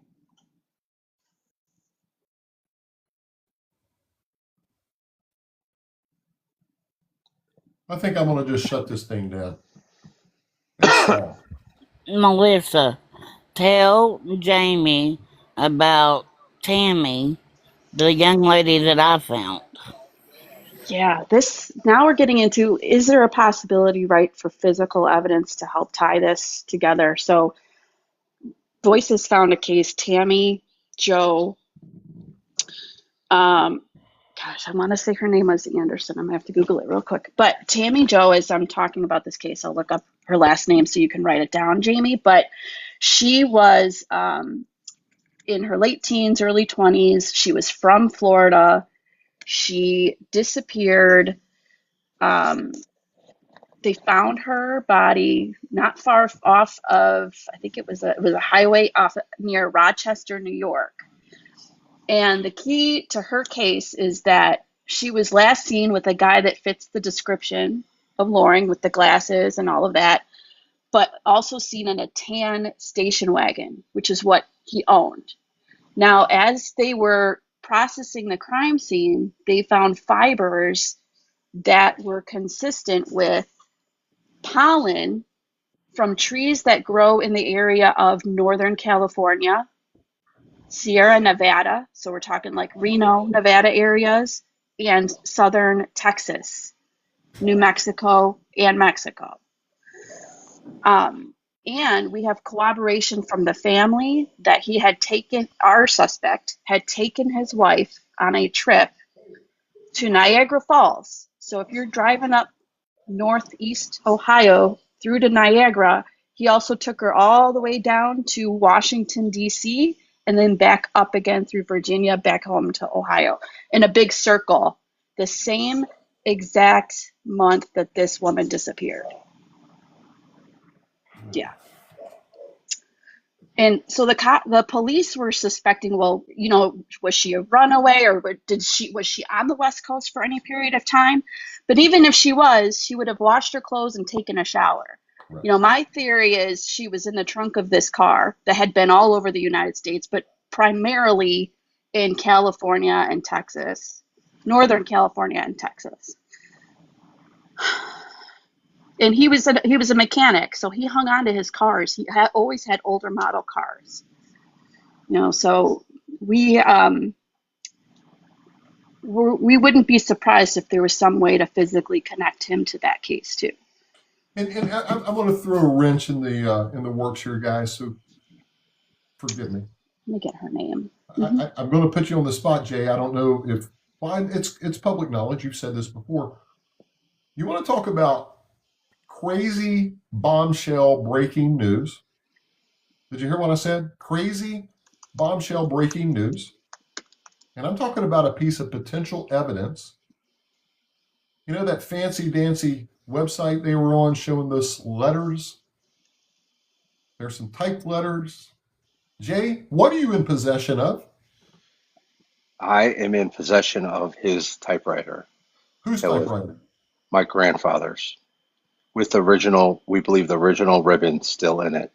And that is like, you know, somebody I know got in trouble because they're like, I didn't, you know, that had a typewriter. It's a separate story. And they got in trouble because their mother was able to read the ribbon on what they wrote. That's right.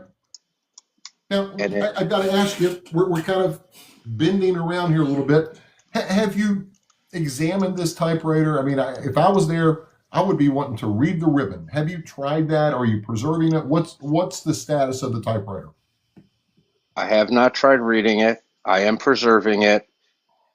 We want to be able to put it in the hand of somebody where it's not going to disappear. Honestly, whoever that I put in charge of, I want them to watch it the whole time they do it.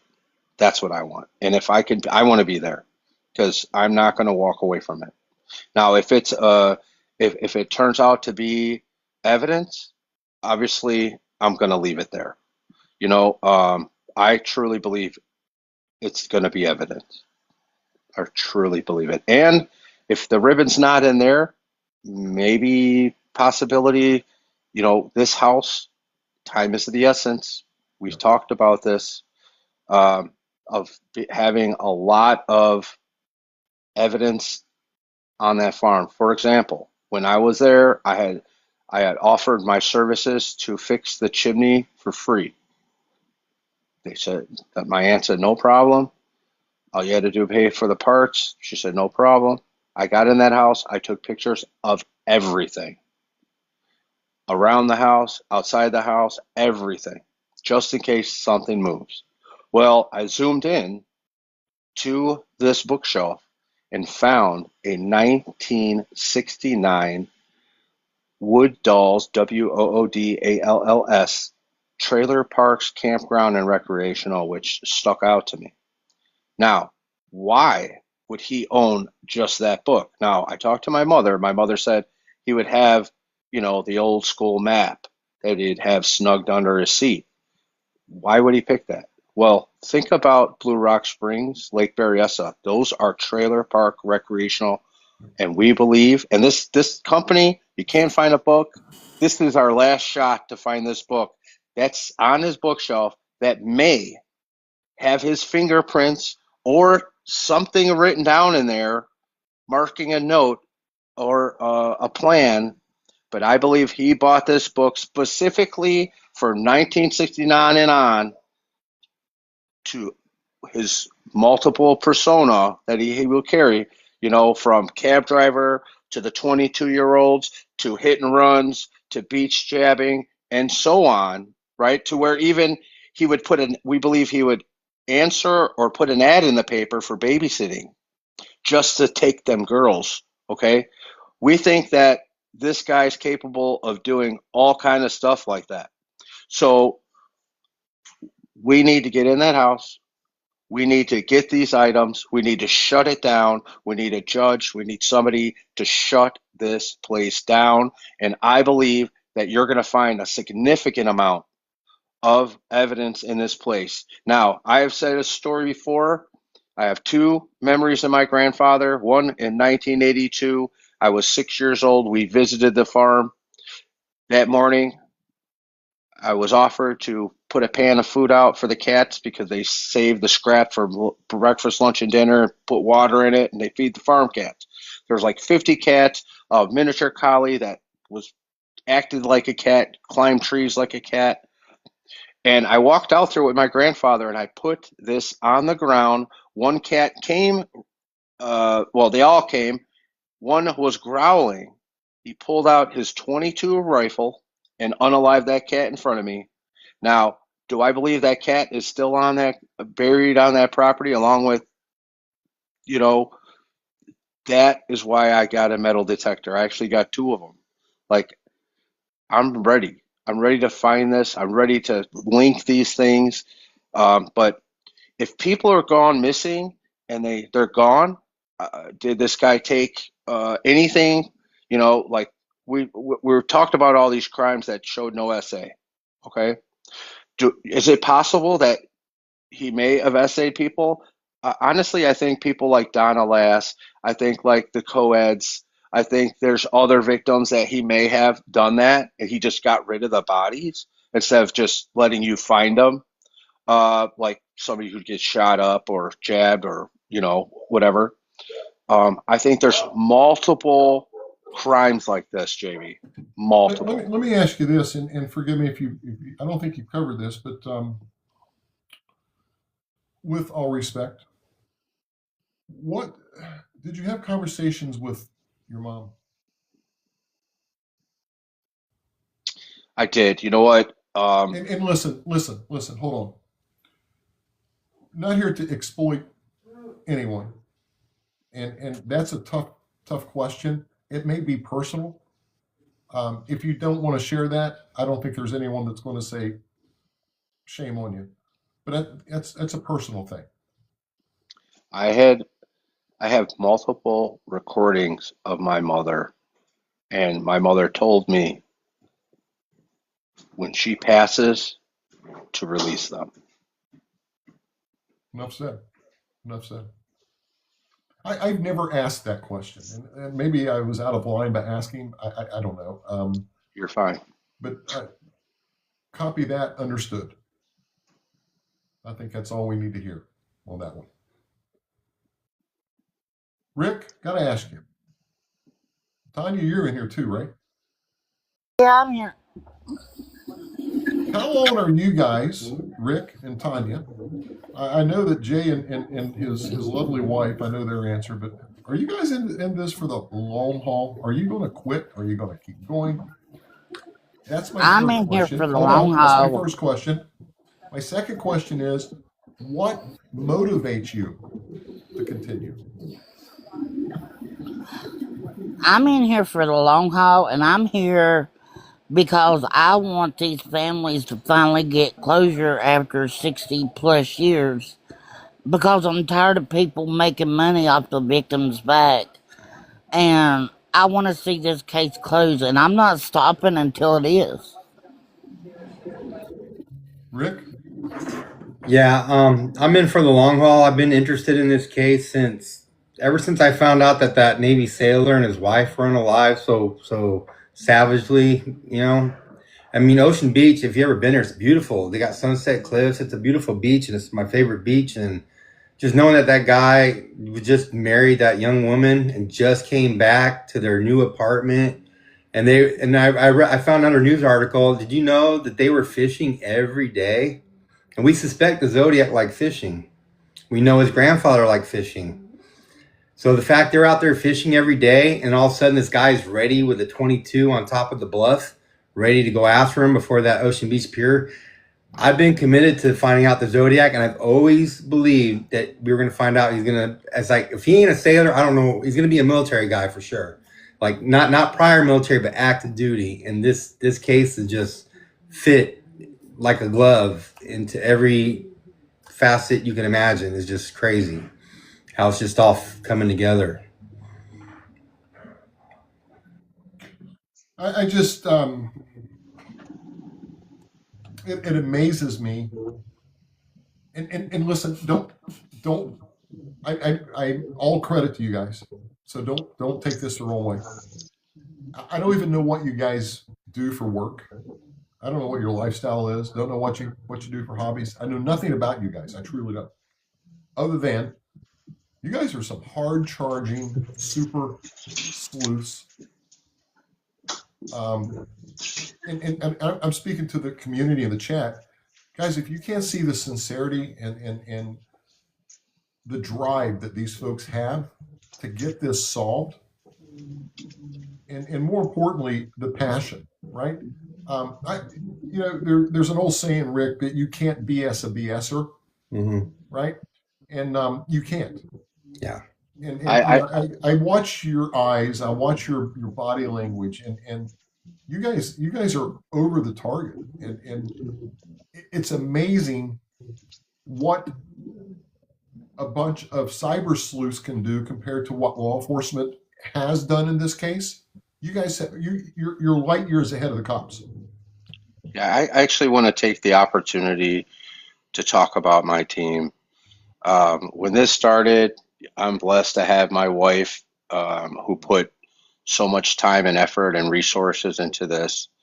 And then without forcing in anything. And then we have Rick, who I come across, who was definitely, it took him a year. It took him a year. And this guy's a busy guy, runs multiple sites on the internet. And for him and me to click like we do, and then Voices for Victims, being an advocate for missing and having a tragedy happen to her when in a time where we get together, where we needed each other. And but everyone, just like you, Jamie, had doubts. Everybody's been at ground zero, and they both can tell you after their research and trying to debunk what I have and not be able to poke holes in what we have. They both said to me, in their honest opinion, they're like, J Crime, if I had $1 million right now, I'd bet it all on this guy, and like when we get together, when we collaborate together, the different types of thinkers we are, I mean, we make magic happen. We do. And I am so blessed to have them part of this case. I would not ask for anybody else. And I'm very grateful for these opportunities that we've been given. And I know these other cases of people that go missing and these crimes that happen are very important. This guy's gone, and people don't have to worry about him being around anymore.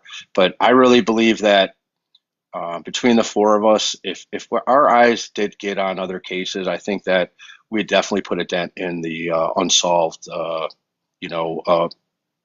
So hats off to all of them, for what they do. And I started this mess with them, and they cleaned it up for me. Now I'm just on TikTok putting my face behind the screen, and they do all the work, man. It's amazing. Thank you guys so much. Let's do this. I know that we've had a bunch of questions. We had a little bump there, Jay, with the restriction. I think that shadowed us for a while. Our numbers are up now, so I think we're beyond the restriction. But I really want to get some folks up to ask their questions because we promised them that. But here's something, Alondra or one of the mods, and we put up a poll. I mean, a lot of these folks have been here since we hit the on button, guys, and this is what we promised. Put up a poll, guilty or innocent. And let's, you guys have to vote. You've been here all this time. There's 100 some people in here. Vote the dadgum poll. If we can get a poll up, and you guys be fair, you be honest.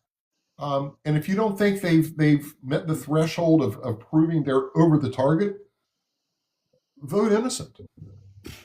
Or yes or no. Whatever you guys, the mods, you figure it out. But be truthful in the poll in your answer. And if you don't think they're over the target and you think this is junk science, your vote will count. But I got to tell you, I don't want to sway anyone. Here, before we get them up there, I got to say this. I've been around the block. I don't have a lot of experience, about 35 years, very short time in the business, right? I intentionally took notes tonight. First time I've ever taken notes on your case, Jay and team. And I started doing my darndest to start calling you out respectfully and start punching holes as we go. Because I interrupted you a couple times for a reason. Here's my vote, if it means anything to your team. The pictures with the inscriptions on the back of the photographs, I think, in my opinion, weigh heavily of the number 22. I do think, and I'm not a handwriting expert, but if you look at that, and someone in the chat even mentioned the width and the length of those letters compared to the 22s are similar. I mean, my vote would be yes on the photographs and the inscriptions and the writings. But here's the $100,000 prize, in my opinion, Rick.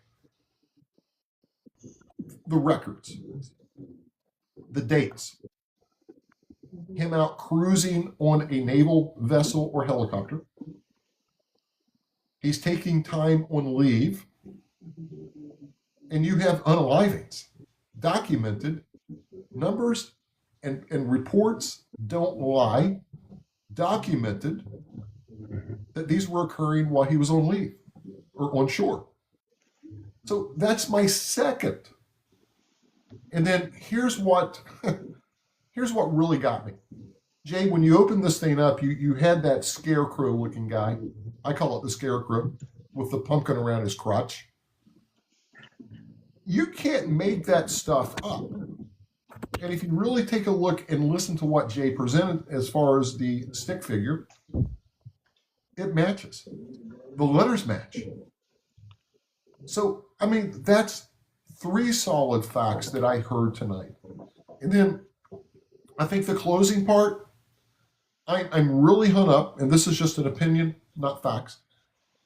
I'm really hung up on your grandfather working at this funeral home, the access that he had to potential bodies. I do think unaliving that cat is a red flag because it starts with animals. But here's the deal. I mean, there's 4 points with an opinion. If you're not voting that poll, please vote and vote truthfully. But guys, I think if I was there, I would look at you guys in the eyes and shake your hands and say, well done, you're over the target. Here's the problem. You have all of this great information. And I think the presentation, it's one of the best I've ever seen, even in the law enforcement community. You've got to get it to the right people. And I swear, if it were I would be on a plane, and I would be in Washington, and I would be hitting the Department of Justice, the Naval Criminal Intelligence Section. I saw someone in the comments, the Department of Defense. Leave the politics out of this thing for just a moment, because politicians are politicians. But here's the deal. We have an administration, I think, that would sit down and earnestly listen and have an interest, because it is, Jay, it's the most unsolved, iconic crime in America. That's my closing. There, I just closed it for you. That would be my closing argument.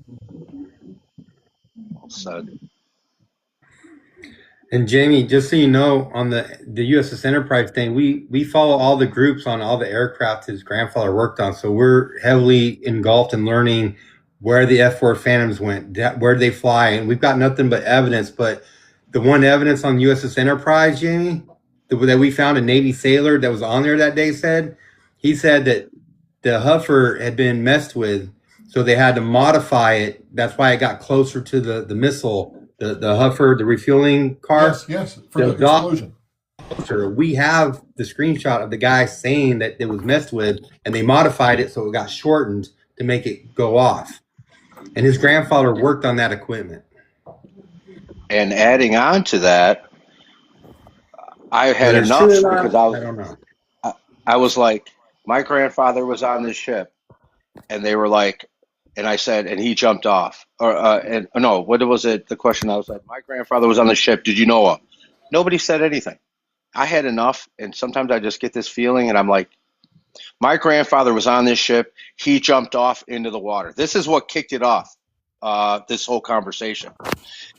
So then one of the veterans go, what are you talking about?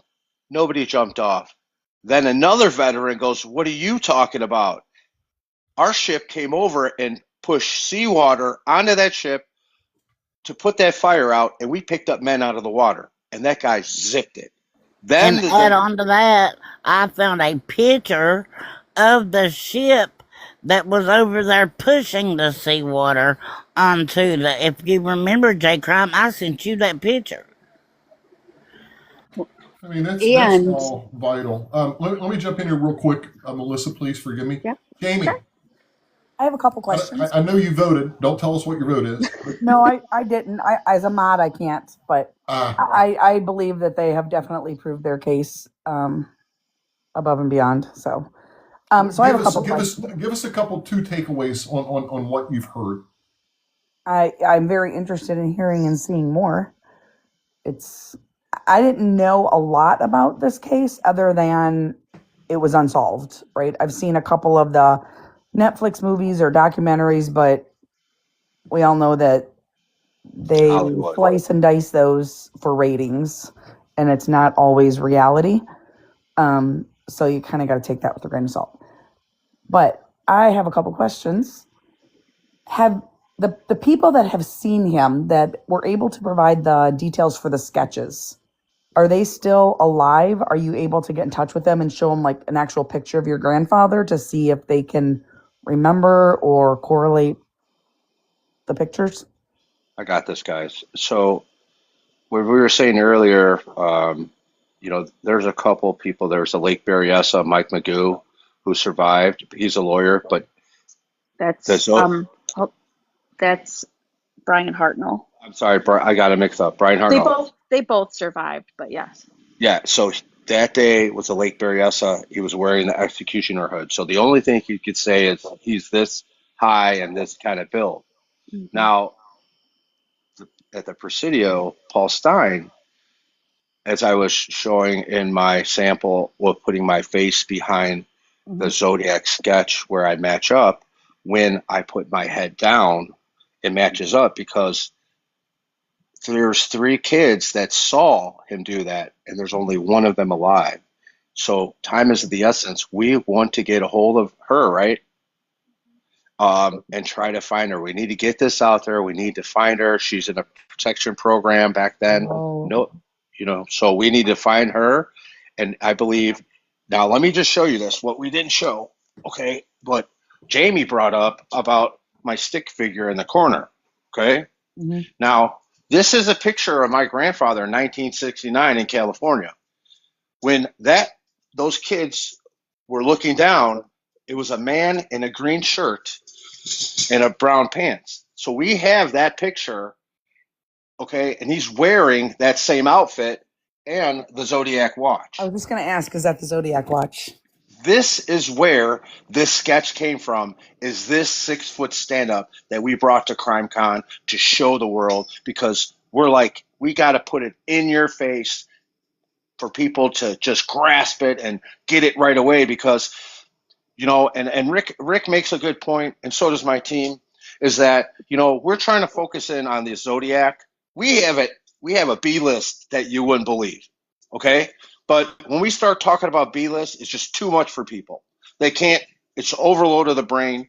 So, and even like to your point, Jamie, in Nashville, you're just learning about this. Mm-hmm. Okay, this is a lot of info. We spent over 100,000 hours of time doing this.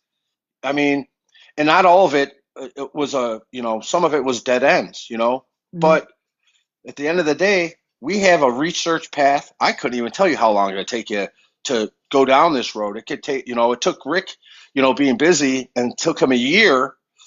And then that's not even including all the stuff we did 2 years and a half beyond what we did together. You know what I'm saying? So this is a lot. You're trying to cram like 5 years worth of research No. for you into a couple hours for us. So that's Well, impossible, right? You got to pull out the big pieces. So we believe 42 years. no, I meant 5 years of your research. Yeah. No, I mean, he did this for 42 years. This is a lot longer for us to do it. This is not even over. We have a lot And more we're to do. still working on the B list, guys. We've still got cases that we got to confirm. I mean, we found in Hawaii the 2 Marines that was there was cryptic messages wrote in the sand. I mean, we've still got a B list like you wouldn't believe that we still got to try to confirm that we think our suspect done it, and we think it's over 200 people that he unalived, maybe even more. Crazy. What about anybody how old would he be right now if he were still alive? 92.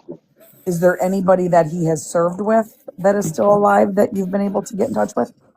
I mean, we've talked to some people where they're like, oh, well, we've seen him, but he was a private person.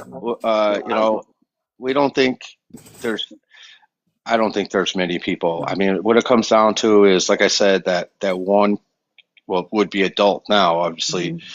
The kid at the time, that woman that's seen him, if we can get that in front of her, I believe that's enough to just get this rolling. If we can get departments that we believe these cases are connected to take my family DNA, but a lot of people, they freeze up when we say the word Zodiac. Yeah. Do you think that's because he was military and people are afraid to go there? I think that's definitely part of it. You would think that, I mean, it's been so long though, you would almost think that the people who may have turned away, not seen it, should have seen it, whatever, are gone. The truth is that even though, like Jamie said, that it'd give him a black eye, Mm-hmm. I mean, we have other serial unalivers that were convicted that were also serving. So, I mean, it is what it is. It happened. He did it. These families, this case, I mean, we need to shut this all down and stop all these fake theories. These families we're connected with. They're part of my TikTok. They're in my Book of Faces group that we met with, we cried with, we hugged. I mean, they've told us their personal story and how and what they went through, even after their sister was unalived, and this guy continued to call them and screw with them and terrorize them. It's horrible. Crazy. Jay, I worked I still do some consulting stuff. I was up in Washington in the district for a week at a time, or 7 days, 8 days at a time for several months recently. And I had a case that no one would listen to. Nobody would pay it any attention. But let me tell you something. when you make the contacts and you get to DC and you get that face-to-face meeting, in this case, I met with Ed Martin, met with Bondi's assistant on 2 different occasions, and got it inside the Oval Office. So, I mean, it's doable. I just, the more I hear this and the more I watch, the more I listen, the more I think, this has got to be shopped in DC. Have you thought Jamie, about Here's doing your why. own podcast so This you is my could go opinion why. through You've got so many multiple? small agencies involved. You've got so many departments involved. When they start hearing the word Zodiac, they're shy. They step away because it's confusing. It's a lot of internal working parts that you guys are presenting. And quite candidly, I don't think half of these cops are smart enough to put 2 and 2 together. It's going to take somebody at DOJ to sit down and actually read and look at a presentation. I think you'll get some attention. I would I'll think tell it you. would be a huge, like, Well, I know what did you you were going to say? say, Jamie from Nashville. We got offered to write a book. We got offered to be on a podcast, 12 episodes with 5 million viewers a week. It costs money. They want us to pay money, They want you you know, to and spend money. right. So, but I'll tell you what, Jamie, up top there, the host, you're the voice of reason. You're the voice that could get us in the door. But here's the deal. Maybe this should be talked about off. No, it needs to be talked about here. Here's the deal. You can go on the Howard Stern show tomorrow, and you can I'm go on out. there every day for the next 30 days. And let me tell you what you're going to get. You're going to I get a would lot of rather. likes. You're going to get a lot of views, but it's not going to get where it needs to get by a podcast. Right. It's got to be taken to someone that's credible, that's intelligent, but more importantly, someone that's going to sit down and look at the presentation. That's just my opinion. No, it's You true. got Jamie. They're over the target. Oh, for sure. 100%. Like, yeah. We And got And like this. we they didn't said, Around. we're even not talk even, about some of the DNA. I mean, yeah, I mean, like they said, they haven't even touched on how many years of his life. Just the little bit that they do have in the grand scheme of things, I would think somebody would want that, like, I don't know the right word, like on their record to say, hey, we found the guy. Like you guys did a lot of the work, but they'd have to still do more work, right? But to put that Yeah. on their resume or whatever to say, hey, we identified this guy, I was part of it. I just want to clarify something to everybody. When we started, we used our own personal time all the way to where we're at. We used our own personal money. We got people telling us to write a book, do a documentary. People offered me to play the Zodiac in a movie. I don't effing care. If I wanted money, I'll go work for it. This ain't about it. Right. Now, am I responsible for what happened to these people? No. Do I have a sense of responsibility to do something about it? Yes. Now, some people could say we put the cart before the horse, but here's the truth of the matter. If we would have kept this to ourselves, okay, would we be here where we're at today? No. I'll tell you why. Because so many theories, so many books fighting information machines, we have a respectful 20-year veteran up here being disrespected by these different groups because he backs up our info and what we're doing. They are so toxic. We need to get directly to where we need to go with a clear path, enough of the bumps, enough of the distractions. People need to stop coming up with new theories and all this crap that doesn't even meet any criteria at all just to get clicks and views.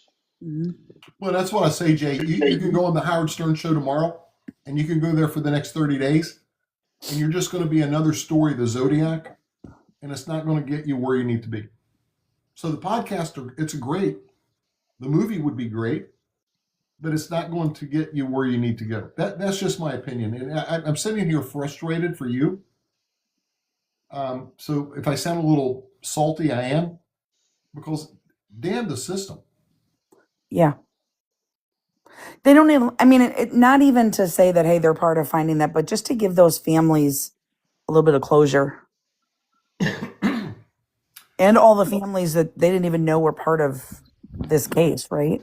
I mean, there's so many Absolutely. I mean, that there's found that. cases, Jamie, you wouldn't believe the cases that we believe our suspect Right. had something to do with it, that they never even thought that was even had anything to do with the Zodiac. I mean, there's so many of them. And let me say another thing, Jamie. We're blessed to have you on TikTok. It's not No, me. I know. It's the I want group, to say Jay. this. No, I want to say this. When I first got on here, and many people on here can say this.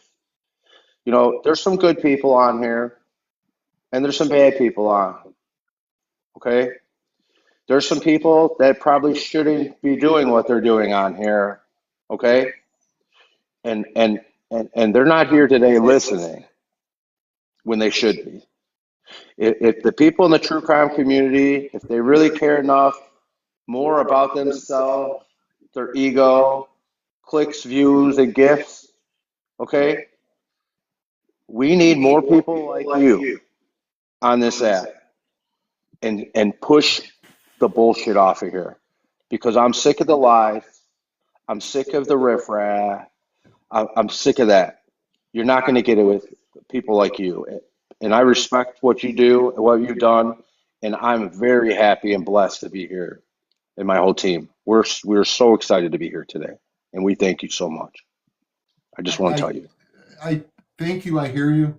And here's the deal. I'm going to answer it this way. If I don't know the answer, I'm not going to go out and willy-nilly say something just to hear myself talk, but more importantly, to impress somebody in the chat. But I think it's not me. It's not me. I swear to God, it's not me. Here's the connection, and I'm going to connect the dots for you as to why I think this is the best community besides yours on any platform. If I don't know the answer, I'm not going to make it up. I'm going to get one of the experts that I bring on that knows the answer and not bullshit people and tell the truth. And you're right. I wish people were more responsible. But you know what? I was told by Leslie, and I love Leslie like a sister. It's social media. That's the way it is. Move on. Unfortunately. And that's. But you know what? The small group that we have, we're going to build on it, Jay, with you guys as well. And you know what? If we have 25 people watching, at least those 25 people are going to get fed facts and not a fairy tale. So I thank you guys. It's not me, it's the community. And if there's anything that I can do to help, Rick, while you were talking, I think Jay Crime might have been talking. I sent you a message. If there's anything that I can do, you know, I'm pretty savvy in PowerPoint. If there's anything I can do, like to help put something together, so you're able to go through your presentations and easily pull up your samples and your comparisons and things like that, I'm more than happy to help. Just let me know if there's anything that I can do. Thank you. I think you guys got a good thing here, and I don't want you to get frustrated because some people aren't listening and give up. All right. I got to get this thing off my screen. Here's the poll. You ready for this, Jay Cram and team?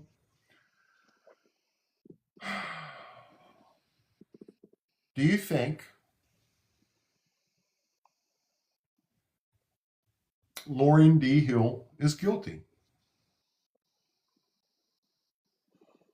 96.15 voted yes. 3.85% voted no. And I wish we had time. I would love to bring the nose up to find out why and like kind of pool the jury, right? Right. But you know, we respect that, right? And we want honesty and sincerity and the truth on these votes. And that's, Jay, you got the truth.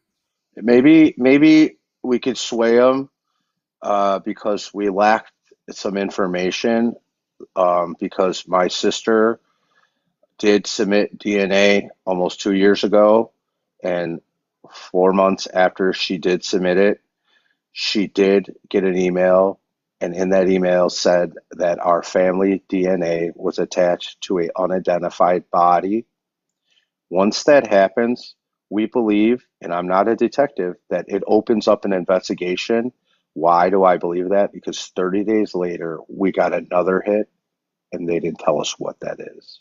I got the chills when you said that. Now, the question of the DNA has popped up a lot, and I intentionally ignored it, Alondra. Can I answer that? Yes, but I wanted to save this for last. We got that kind of percentage without DNA. That's amazing. Yes. So on the DNA, the editor of Vallejo Times came to CrimeCon and she talked to me about it. She said they only have a partial match on the one case. So partial means, and what the lady in the comments wasn't understanding is, partial means even if Jay Crime and his sister do it, there's still 50% of that DNA that's not being able to be matched. So they're not going to match it. So we would need, I said, we need his mom's DNA. And she's like, no, exhume the body. Like she wants us to bring his grandpa up out of the grave and get the body up. So we would need full on 100% his DNA to get a match on a partial. Well, that option is on the table if we have to. You know what I mean? Do you guys have a GoFundMe or anything where people can help support you if needed? We were hoping to figure out how to do some kind of crowdsourcing to do and continue what we're doing. I mean, this is the biggest unsolved crime, and this is coming from the grandson, you know. And when people talk to me, oh, do a movie, do a podcast, you know, put yourself in my shoes. I'm not a podcaster, but you can have a podcast and you can interview me, because I'm not proud to be up here. I tell Jamie all the time, I'm like, I got a blank check with your name on it if you could rule them out. I would rather you do that than this guy be the Zodiac and my grandfather. But unfortunately, you're not going to be. And I have to be part of the unlucky lottery ticket out of the millions and billions of people in the world. I got to look like the guy, and then he's my grandfather. You know, that is not great. You know, I would say try and look at it is that with your hard work, you're going to be able to bring some families closure instead of feeling like it's, you know, unlucky. I understand. You know, you're going to be able to help some people sleep better at night. I agree. All right, let's bring a couple more people up. Jamie? I'll drop down. Yep. Hey, Jamie. I'll drop. Yes, real quick, don't go anywhere. Okay.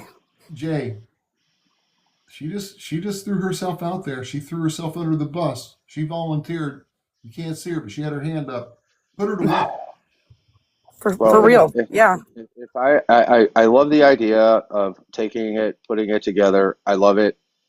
Where I really believe we need help is getting people to listen to these cases that we are talking about. And I talked to, you know, the host about, you know, us doing press releases, and he's the perfect one for them to listen to, because just because you make a press release doesn't mean they're going to make a press release.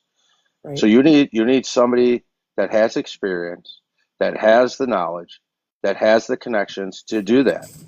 You know, we need that. And then we also need boots on the ground. We talked about pre-65, things that are not digital. We're all over everything from 65 and up. But there's a lot of gaps. We believe there's a lot of things from early. It could be, you know, I mean, in 1948, he's around 16 years old. I mean, was he doing it that early? We'd have to get boots on the ground and go through these archives and go through and find it. Now, could we find something? Yeah, we could. Did he have a, as Voices for Victims always brings up, did he have a juvenile record that got covered up? I mean, maybe. Did he essay somebody? Did he unalive a cat and get in trouble, or, you know, something stupid? I mean, what other things can we connect it to? Can we get the Navy to pull logbook records to tighten this up more? Can we pull plane records to tighten this up more? What about the stuff they didn't put in the records that we don't have, where there's a year gap of nothing in reserves? I don't believe that he didn't do nothing during that time. So, and that's another thing I wanted to talk to Jamie about. His juvenile record, Jamie. Is there any way that we can get that? We can't get it uncovered, A even judge, Not if without a court order. not without a court order. we got to give them good reason. We have it. We have good reason. But you have to have you have to have a case. You have to be in a case to get a court order. So you just can't go down and say, hey, judge, I want a court order. So But can you get it from when he turned 18? As of 18, can you go back and yes, see if he has any records?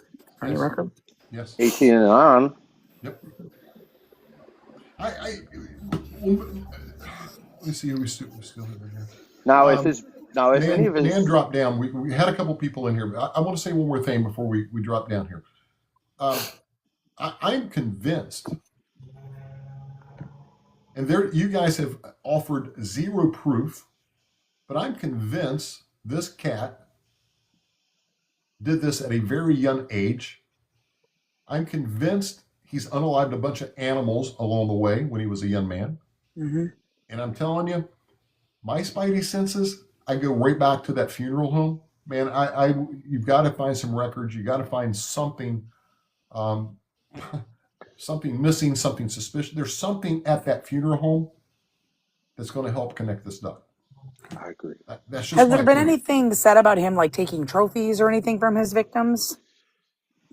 Zodiac, yes. The Zodiac was known to take wallets. The swindle case, the one said they did take a Timex watch, and they said it might have had paint on it, which I thought was weird because Sherry Joe Bates, they found a Timex watch with paint on it. So I was like, did he leave the swindle watch? And And from then, what like, a lot of it hasn't been found. Then I take it. from what I Correct. hear, there's a old storm shelter on that farm property, and you can't see it, nowhere to be found. So it's there somewhere, and Mhm. there's an old outhouse there, which would be a perfect place to throw stuff in. Yeah. And there was some property sold. Now there's a house that was sold next door to his second wife sister, which I have an inkly feeling would they build it on? Oh yeah. Who owns that farmhouse now? Is it somebody you know? Well, there's some legal stuff going on, and so I am supposed to end up buying this property, Okay. okay? And if everything goes right, I'm going to own this property. And when I own this property, it's either the feds or whoever's getting in first. I have no sentimental value other than wanting to find clues to solve these cases. Um, you know, um, so I really believe there's going to be a lot of dots to connect in this place because, like I said, if after he retires in '74 moves back to his hometown of Ohio, he gets a job at a Honda plant. He's head of security for third shift. Can you imagine what he's doing on his way to work and then on his way home? Mm-hmm. Right. Well, we found a lot of cases where it's a 22 used, someone found in a ditch. People end up missing. Okay, so if he's local now, what is he doing with these bodies? Yeah. Yeah, he's got to be burying them, I would think, somewhere. And here's what I have. There's an old family cemetery on that property, and that would be a perfect place to bury somebody else in that old cemetery. Absolutely. Nobody'd question it there. So we've 5.5, 6 years to think about all this. We're way ahead of everybody. We just want everybody to take a look, take a listen, and catch up. You could look at the FBI files online about the Zodiac for as much as you can get, and that's a good amount to really know the case and not be biased by or looking at and watching these movies. I'm almost afraid to do that because is it real information? Like, With FBI files, oh, I would FBI say- files. I missed that. Okay. and then if you study each suspect, you would see that if we had a point, what I really would love to create, Jamie, is a point system and as weird as that sounds, but if we looked at Arthur Lee Allen, that was a top suspect, and all these other people that, and we did a point system. If I created a point system, or we created a point system on how many X's or how many check marks, I think we could borrow a lot to them, and they still won't have enough. You know, I have a friend of mine. He's been on this show. I call him the professor. Works for one of the top black op companies for the government that's out there. I've done a bunch of consulting for that company at DOD and FBI. I'm just kind of thinking, and I'm not going to give the name of anyone, but I'm thinking of calling the professor tomorrow. He is the CTO of this company, Chief Technical Officer. The guy is a brain. He's been on the program. And you hit the nail on the head. I want to see if the professor has an idea and has a way, if you scan all these documents and they're on a hard drive or some type of device, they have some incredible stuff that they just released to the FBI that's not on the market, but they have some civilian products that are on the market. What would the algorithm and their AI say, and how much could it streamline putting and connecting the dots and actually scoring the evidence? Exactly what you're saying. Mhm. So I'm going to reach out to him tomorrow. I don't know what he'll say. I mean, we're talking circumstantial, but we have a boatload of it. Well, let me correct you respectfully. You may have some circumstantial stuff, but my friend, you have, in my opinion, hard facts. You have dates.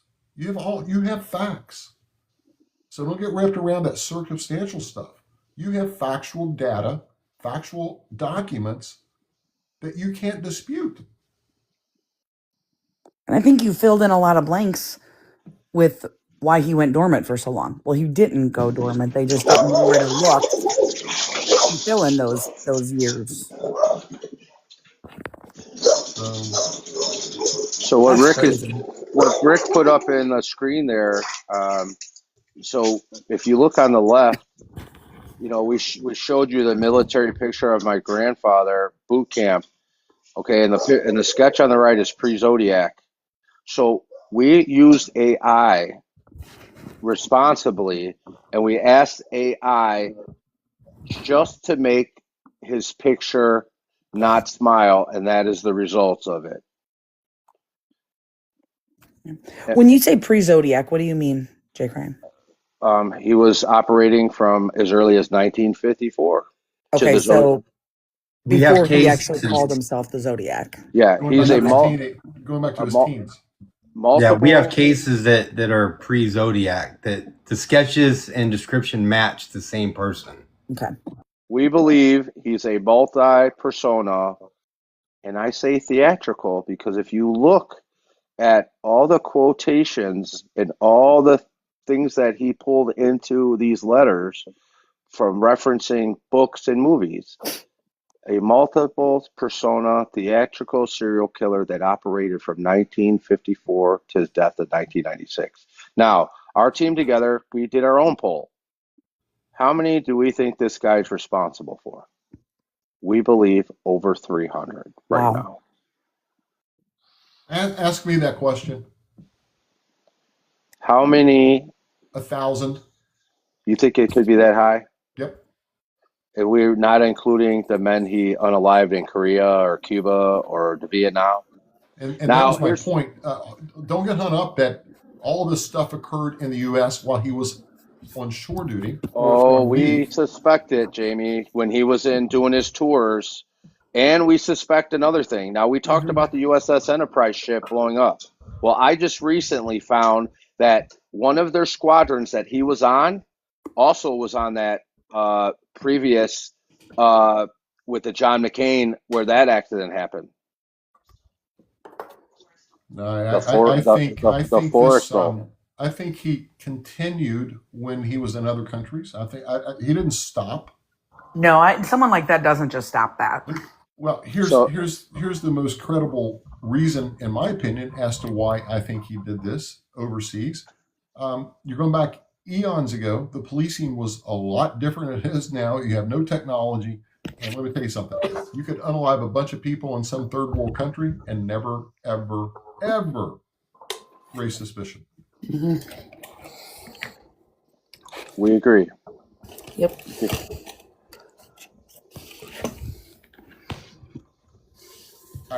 I don't know. It just I get frustrated for you. I mean, now I'm thinking Interpol. I'm thinking Switzerland, The Hague.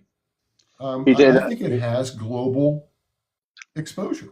I don't He think it's did. just. I don't think it's just in the United States, Jay. I think it's got a Europe. global. We know he was in Italy. Mhm. We know he did the European tour, right? So we know he was in Korea. We know he was in Vietnam. We know when these ships dock, they visit the property, they visit the land. We suspect the same type of crimes where he would steal cars, commit crimes, unalive lovers' lanes, unalive anybody that remotely, because we have motive, right? His wife leaves him.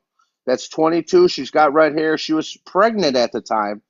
Who do you think he was trying to unalive? Yeah, Women that were 22, around that age, had the red hair, pregnant, and anybody that looked like they were in love.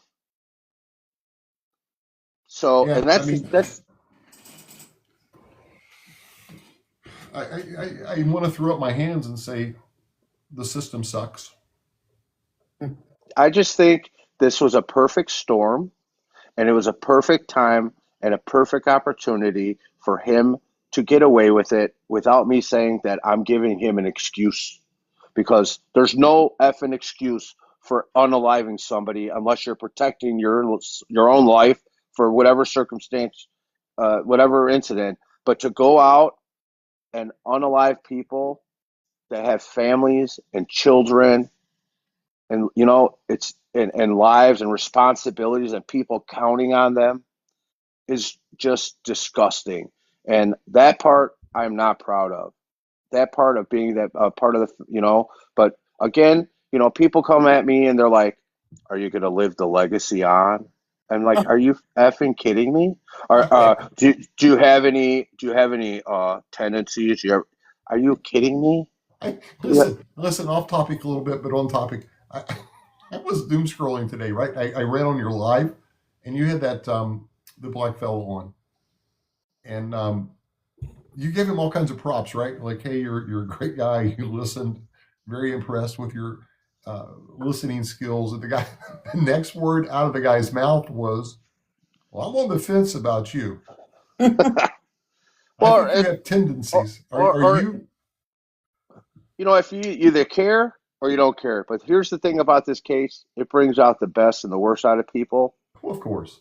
And when people say to me, with their ignorance, "Oh, you're lying. It's you." Oh, What? Oh yeah, You're not all the even. time. No way. Do they think you just look really, really good for your age? Yeah, you. I'm like I'm drinking Let's drinking listen. blood. I'm a vampire. Get out of here. Hey Brian, welcome, man. Hope you're feeling well. Did you enjoy what you heard tonight? I know you're not a stranger to this case, but it was presented very well. Yes, sir, Jamie. I'm not going to be on here very long, but there's a few things I'd like to strike on.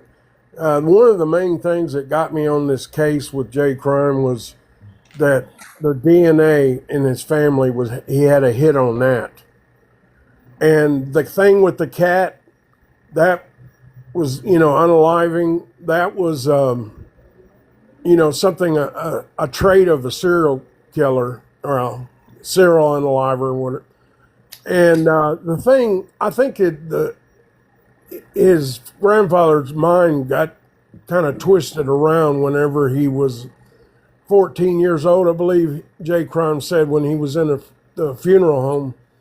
And I believe that twisted his mind into doing some of the things that he did. Right. And but I just wanted to hit on those few things. And like I said, I'm not going to be on here long. I've been listening for a good while. I've just been sitting back. And I'm really going to do anything I can to help Jay Crime with this. Anything he wants me to look up or whatever, I'm going to help him if he asks. But I'm a true believer they're spot on what happened. And I'm anxious to see for this to all come to an end so people can get closure for the families and what have you. You know. Yeah, I'm with you, brother. Thank But you, I'm Brian, going to for all drop your on kind down. words. Yeah, you too, Jay Crime and Voices and everybody, and Rick. But I'm going to get off here. I've got somebody on the other line, and I just want to. I've got to talk with them, and but I just wanted to put that out there. And there's some other things I could hit on, but that's the three main things I wanted to say right there. But y'all guys have a good afternoon, and I'll talk to y'all later. Brian, thank you. Brian. Stay well. Yeah. Stay well. Oh, I will. I'm trying to stay healthy. Better get some good reports on you in the next 2 weeks. Yeah, I'll be fine. I appreciate y'all looking out for me. All right, man. But y'all have a good night. Thanks, Pete. All right. Bye. You can drop me down too, Jamie, if you want. If you want to bring someone else up. I don't think there's anyone else asking. There were some people in there. They with respect, I kind of overlooked them because I didn't want to interrupt the presentation. So, guys, I apologize for that. I just didn't want to mess up the flow. I think you should do another poll after hearing the rest of that, with adding that DNA to that. I think that's what that was it about 3%, 4% that said no. You know, All right, and I'm wondering if can we that do the same changes. poll again and do it and run it for 3 or 4 minutes and see if that swayed the 3%? You just put up the same poll, but you guys have to vote.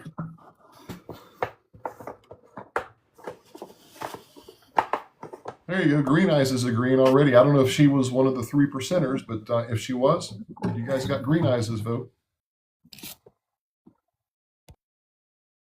And the poll is up. Hey, we're getting pretty good at this TikTok thing, man. We got polls. Let this thing run for a couple minutes. But guys, if you have any questions, if you have any comments, now's the time before we end this thing. So request, jump up here, be part of the show. I'll see another one convinced. Let's see. Susan's convinced.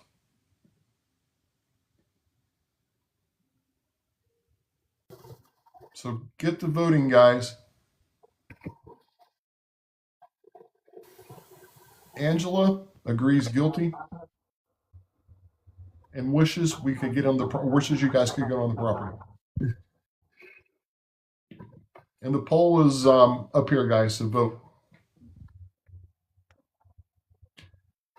Jay, let me ask you another question while we're waiting on this poll. What if you had one wish that would set you over the top on this case? What would it be? I know you have like a wish list or a need list. What's the one thing that needs to happen that will help push it over? You're muted, just in case you didn't know. Thank you. That's a tough question, and that's probably the hardest question ever asked. Yep. I'll be honest with you, and I always tell everyone there's no such thing as hard questions, but you flanked me.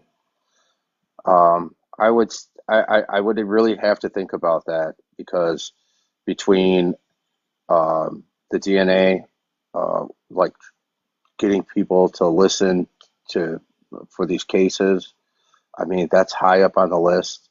But I really feel in my heart that the people that were victims and the families, giving them closure, and if it was all up to me to get in front of that witness that saw Paul Stein get unalive, I think that alone would put the nail in the coffin and really open this investigation up. And if like Oceanside or Riverside, type places like that, we're able to, and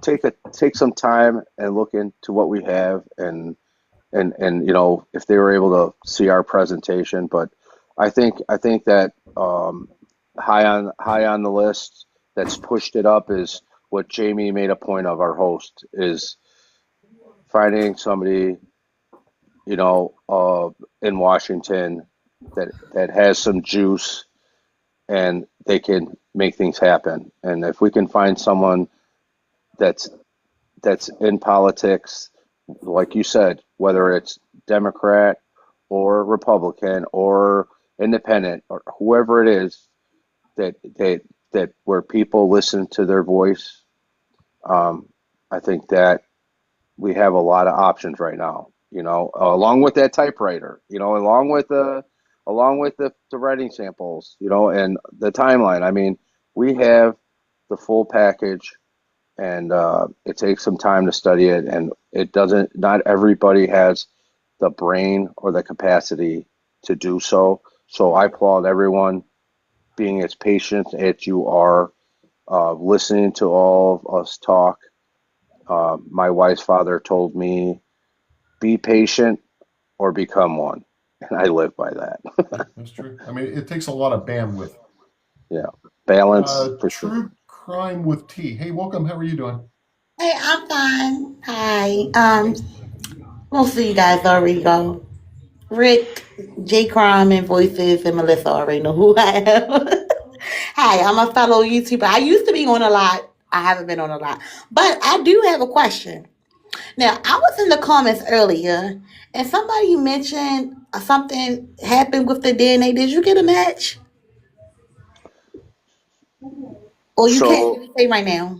So they don't give you much information, okay? Mm. They don't give you much information, but when we submitted the DNA, we got an email that stated that our DNA matched to a unidentified body. So Are you serious? Oh my god! See, I knew I had faith in y'all.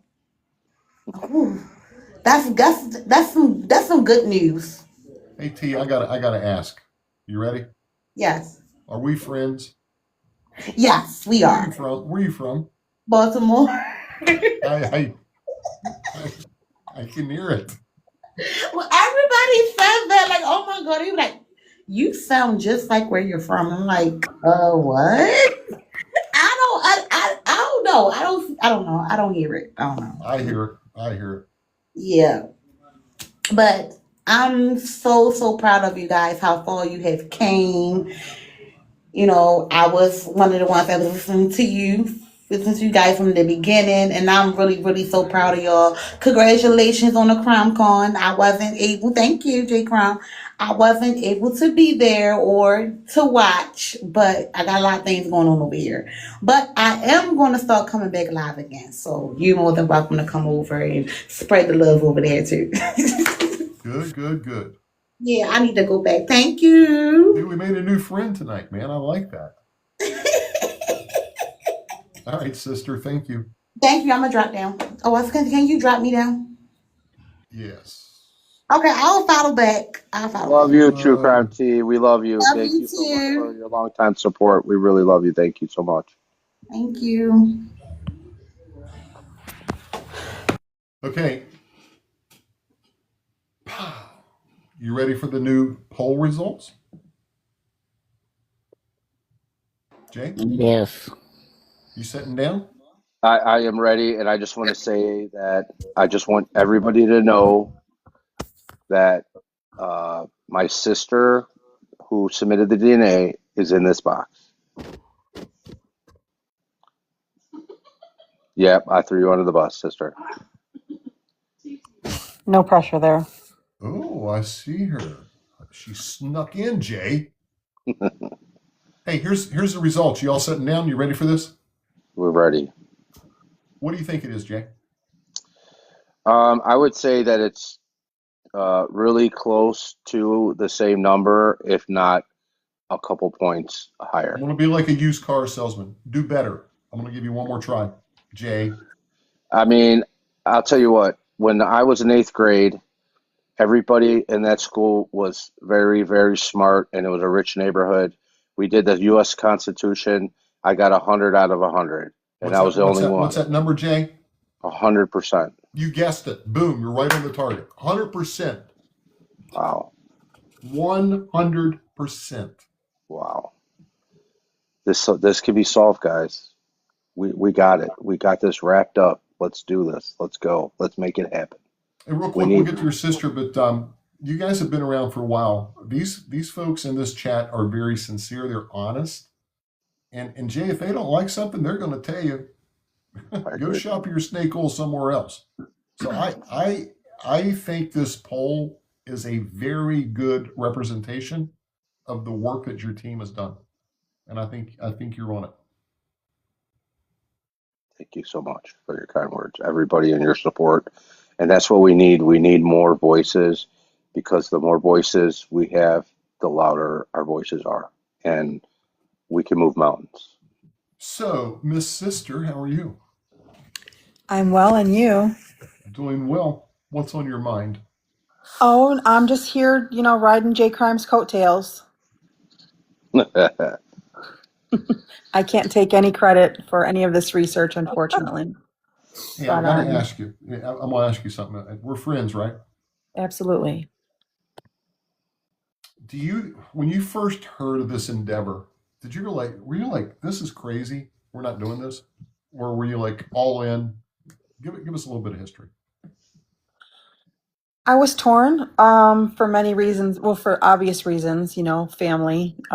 People are not going to react well to the news, obviously. But I've been 100% supportive of J Crime and Melissa's research and their journey. So they know I'm here if they need me for anything. You're the best. We love you so much. And I love you guys too. Guys, I gotta do it. Hello, sister. Hey. So I don't know if you have you been here for a while. Did you see the results of the first poll? I did. 100% this time. So, that DNA was the swaying vote, that information that captured all the votes. And hey, you're a big part of that. Yeah, exactly. I was going to say she is part of that research, because she did that. Part of that. Yeah. There was yeah. It was interesting. Yeah, I believe genealogical DNA research is going to help. So, that's one thing we did, was we sat down and submitted it to DNAjustice.org, GEDmatch, and then we submitted both J Crime and his sister's DNA to Othram. And Othram will test on over 100, and I think it's like 128 data points, whereas typically they just test on like 12 markers. And what Othram does is they'll create a DNA profile that they can use for inference, and as again another tool for law enforcement. So every single day that technology is advancing, and whether we have to exhume, we'll do that, but we're hoping that we'll be able to advance this football over that line without it. Yes. Yeah, Green Eyes made a very good comment. The DNA and the handwriting and the typewriter ribbon, I think is, man, I sure would like to open that typewriter up. You just can't, but I would love to. You just can't do it. But I think that's an intricate part of this thing. That may be your solid rock that sells everything.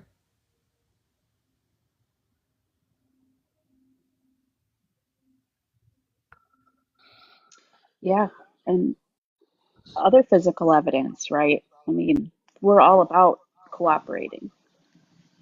The unaliving the cat, the potential projectile that's going to be gathered by those bones of the cat. That's Huge. That's priceless. Yeah.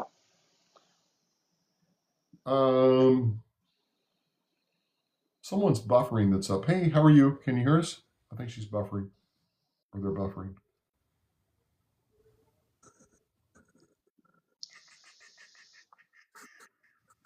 Yeah, and Jinjack says, "Wow, y'all have so much evidence." So I mean, guys, they see what you're putting down, and I don't know anyone that can punch holes into this thing. I want to. I want to punch holes in it badly. When we met with the FBI in San Francisco, we brought my mother and we went to all the crime scenes. And my mother's like, I've been here before and I fished here with my father. And there was times where she was told to stay in the car for an hour or two. Who knows what he did during that time at the same time. But when we were in the FBI, big echo, Tara, thank you. So what we had, we didn't have as much as we have now. They had their ears open. They listened to us. They actually said to me and my wife that they were impressed with what we had. And my mom, out of nowhere, says, I need to tell you something before I leave. And we both looked at each other and looked at my mom, and she got really emotional. And she told me when she was a kid, she tried running away to find her mother. He tracked her down, found her, grabbed her by her shoulders, pulled her real close face to face, and said, if you ever try doing that again, I will unalive you, and I've unalived a lot of people. She suppressed that memory up to that point. It was very emotional. This is our story, and we wanted to tell it.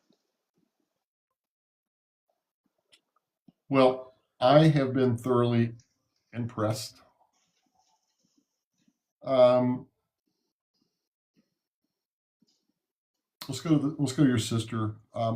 In closing, we'll give everybody a chance, and then Jay and I are going to put it down.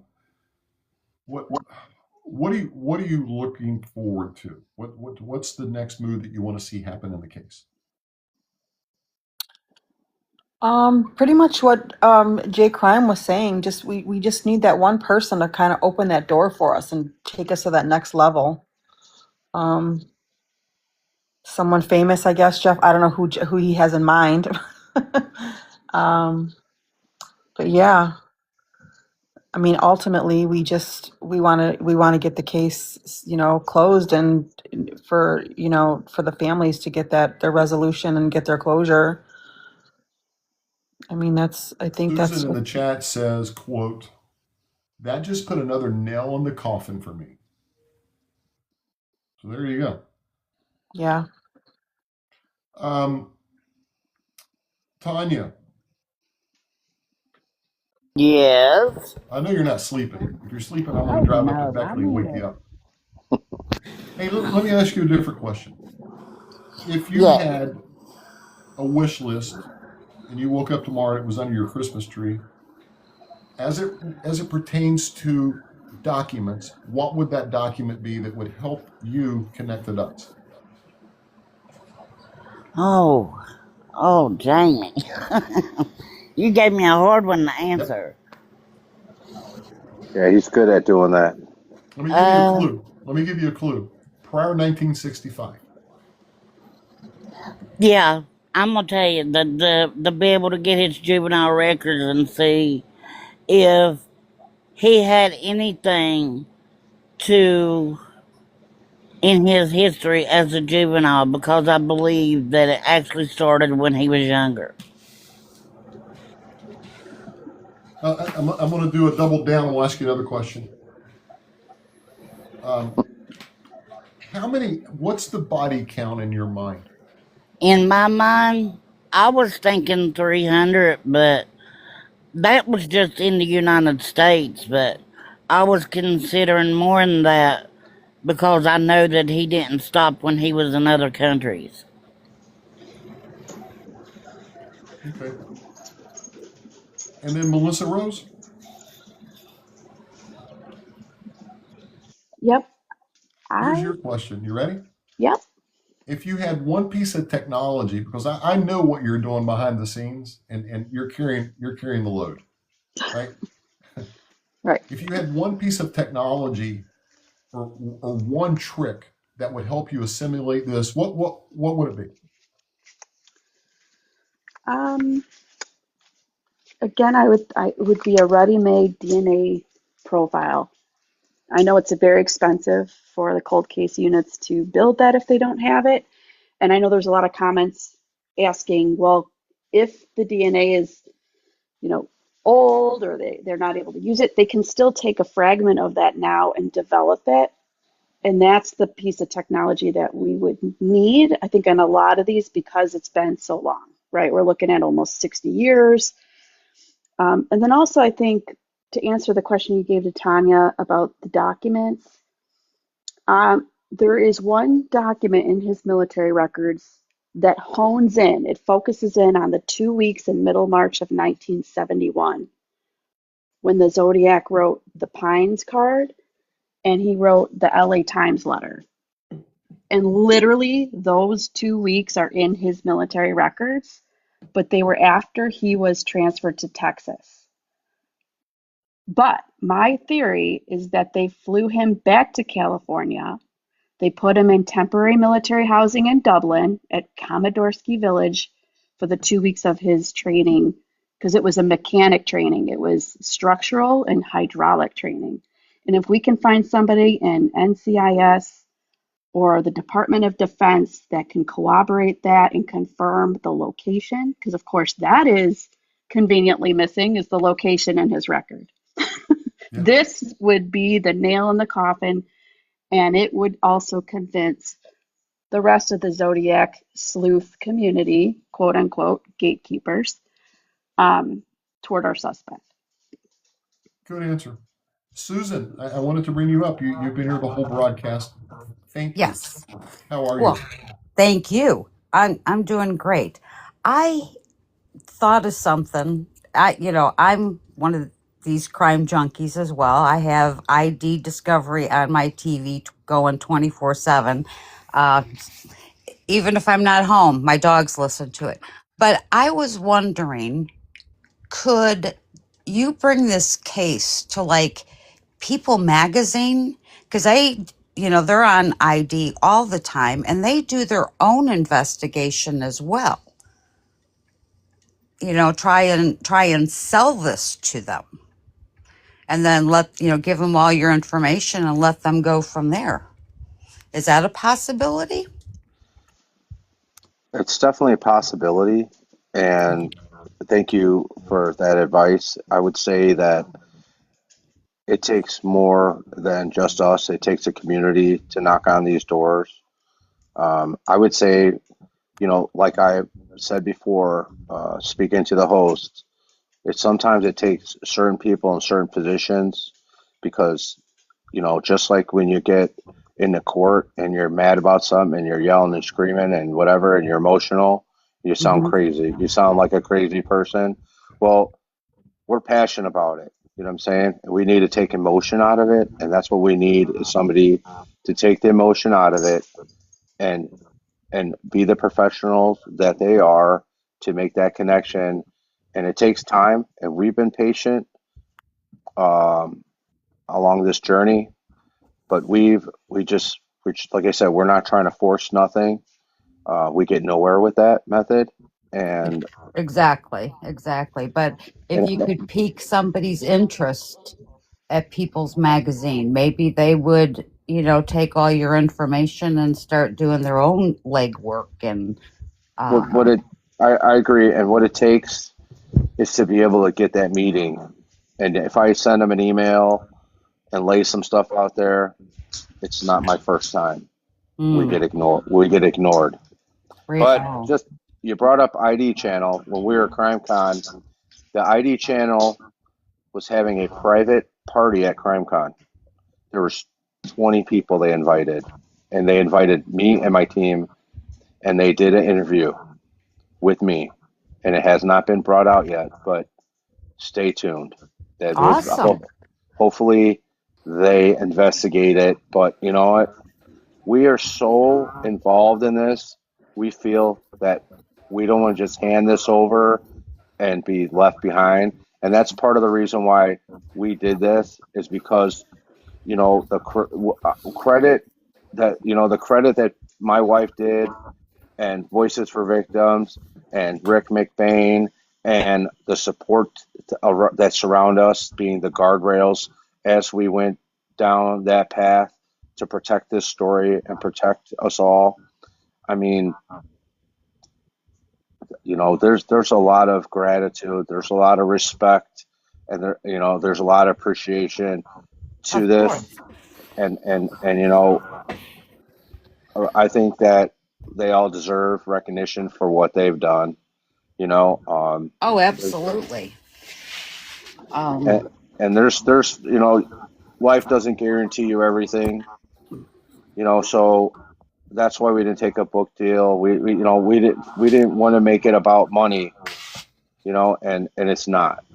No, And, no. Like you said earlier, it's about closure for the families, closure for, you and your team, and just make people aware, So I totally understand that.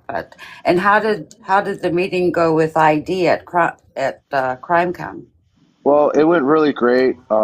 My team got to hang out with Hugh Hefner's ex-wife, so that was kind of cool. You know, Uh we huh.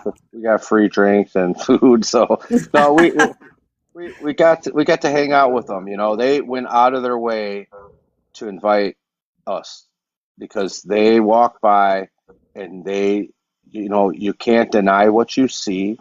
It's indisputable.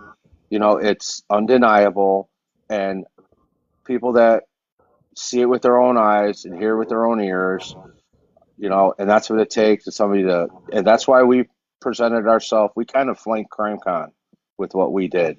I don't Oh, think they expected what we were going to put together in such a short period of time, and what we did.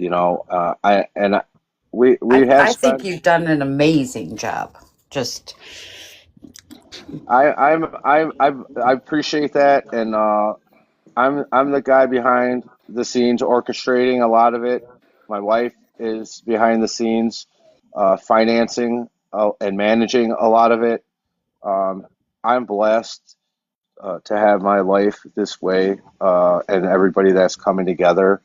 But I've learned a lot of patience along the road, and I've ate a lot of humble pie, and I give a lot of grace and to people. So I just want to land this plane, whether there's wheels on it or not. We want to make this happen, and but yeah, I definitely agree with what you're saying, and we've been down that road. And I'll tell you, we were in California on our way to Harvey and TMZ, and we ended up an hour on the wrong side of Hollywood. So we decided to stop and have dinner at the Hard Rock Cafe.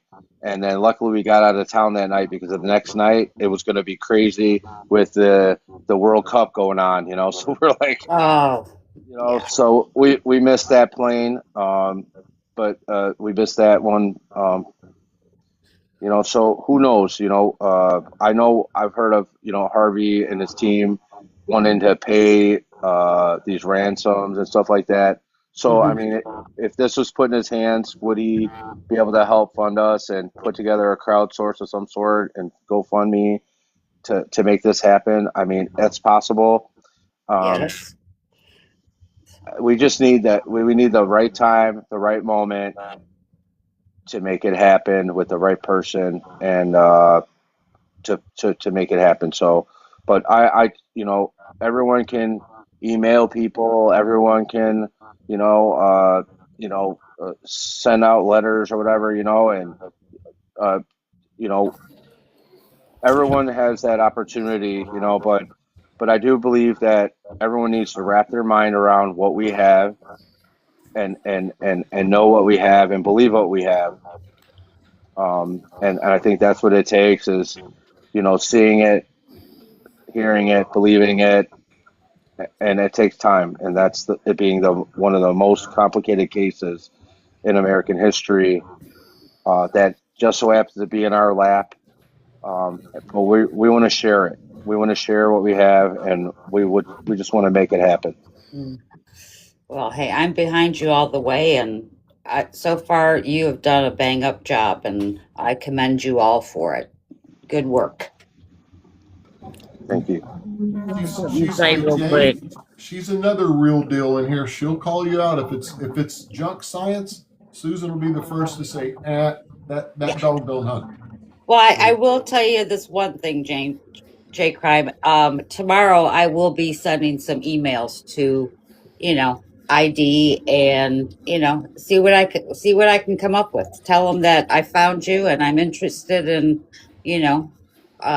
this case and see where it leads. Doesn't hurt to put things out there. So that'll be on my list first thing in the morning. So got something I want to say real quick, Jamie, before I don't like to interrupt, but we have 74 people in this room. If all 74 people, if y'all would just email Cash Patel, say, hey, look at this. This guy's got a suspect, and just flood his emails. I think we might be able to get something done that way too. I've always dreamed about walking in the White House, whether which side it is, but I mean, we'd love to get in front of somebody that's going to make it happen. We got the traction. This train's rolling. I don't think it's going to be stopped. I really don't. I think it's going to be stopped if we stop doing what we're doing. And I agree with you, Voices. I think we need somebody like him. Would be amazing, But if we can't get to him, we need to get to somebody else. Somebody's got to listen. There's somebody out there. Oh yeah, there's somebody. We just gotta keep sending these emails. I do it daily, but my 1 or 2 little emails ain't doing it. I need people to flood these emails and help me, back me up on emailing these places. If you need the emails, just message me. I'll be more than glad to give you the emails. Well, and the message can be Cash Patel, the FBI has a copy of his military records because we dropped them off in San Francisco. So Absolutely. we need that focus. We need that pressure. Absolutely. I love that idea. It's all 78 of us. Let's do it tomorrow. Let's do it tonight. Yeah. And part of the problem is a lot of the records we would need are his flight logs because we don't know where he's flying to. The flight logs would tell all, and everyone that the pilots would have it. If there's any pilot relatives that he flew with, would have them. Yeah. That would give us more definitive answers.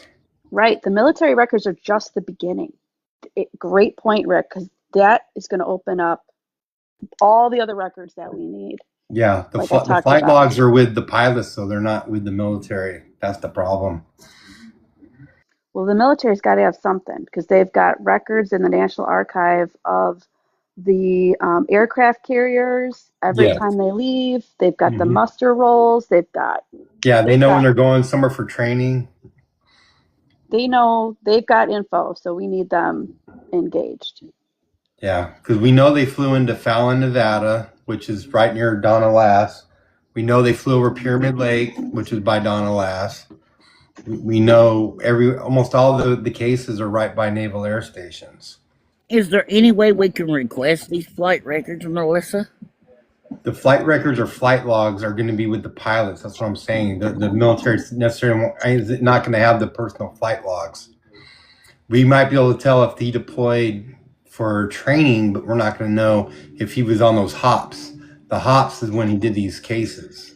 So that's if they saved them. So you're saying that it's with them. So there may be a possibility that it's with the individual sailor. Yes, the pilots and those on the air crew, which was air crew. That could be another thing that could be at that farm. Correct. All right, guys, I have bad news. You ready? Ready. It's night time. I have to go ice my ankle.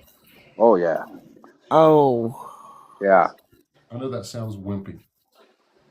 No, that's something you gotta take care of yourself too, buddy. Yeah, and your hip. Sister, Yes, sir. Voices, and Melissa, thank you, but I'm going to drop you. I want to talk to Jay and Rick, and we're going to close this thing out. All right, good I night, can't Jamie. take it anymore. This is just aggravating, and I'm about to pull my hair out. Thanks for having me on. You guys have a good night. Thank you, you What little I have too. left. Which one? What little I have left. Wait a minute, before you go, Jamie, before you drop me, I gotta help you out here for a minute, so don't drop me yet. I got something for you, okay? Just hang on, let me... Are you like Oprah in a new car? Hang on a minute, I got something I'm gonna help you out with. And here you go, buddy. Let's see if it hit him. Did it hit him? What did you do? What the heck did you do, Tanya? I saw what she said at the time. There it Oh my goes. gosh, there's that Elvis guy.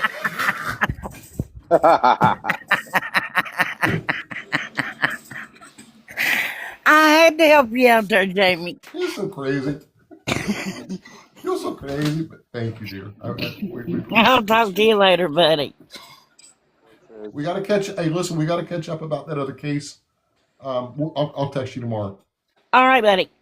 All right, Rick, don't go anywhere.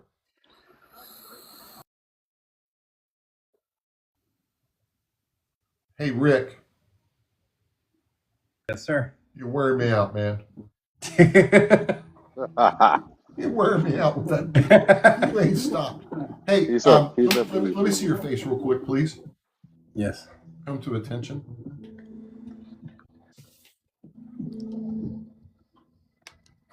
Hey, I've asked everybody here at least one question. I'm not asking you anything, Rick, and I'm going to tell you why. I know your answer.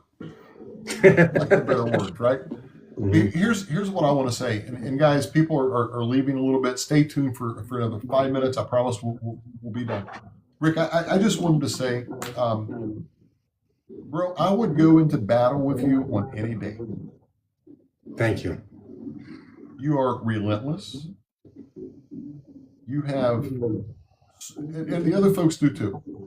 So, not taking away from anything, but I wanted to personally, I wanted to thank you. I mean, you have been nonstop for, I don't know, how many hours we've been in here? 3? 3. You've been nonstop. I've been watching you, and I'm like, this guy's like the damn energizing bunny, man. It's like, where's he get his energy? But all jokes aside, you and I have never really spoke.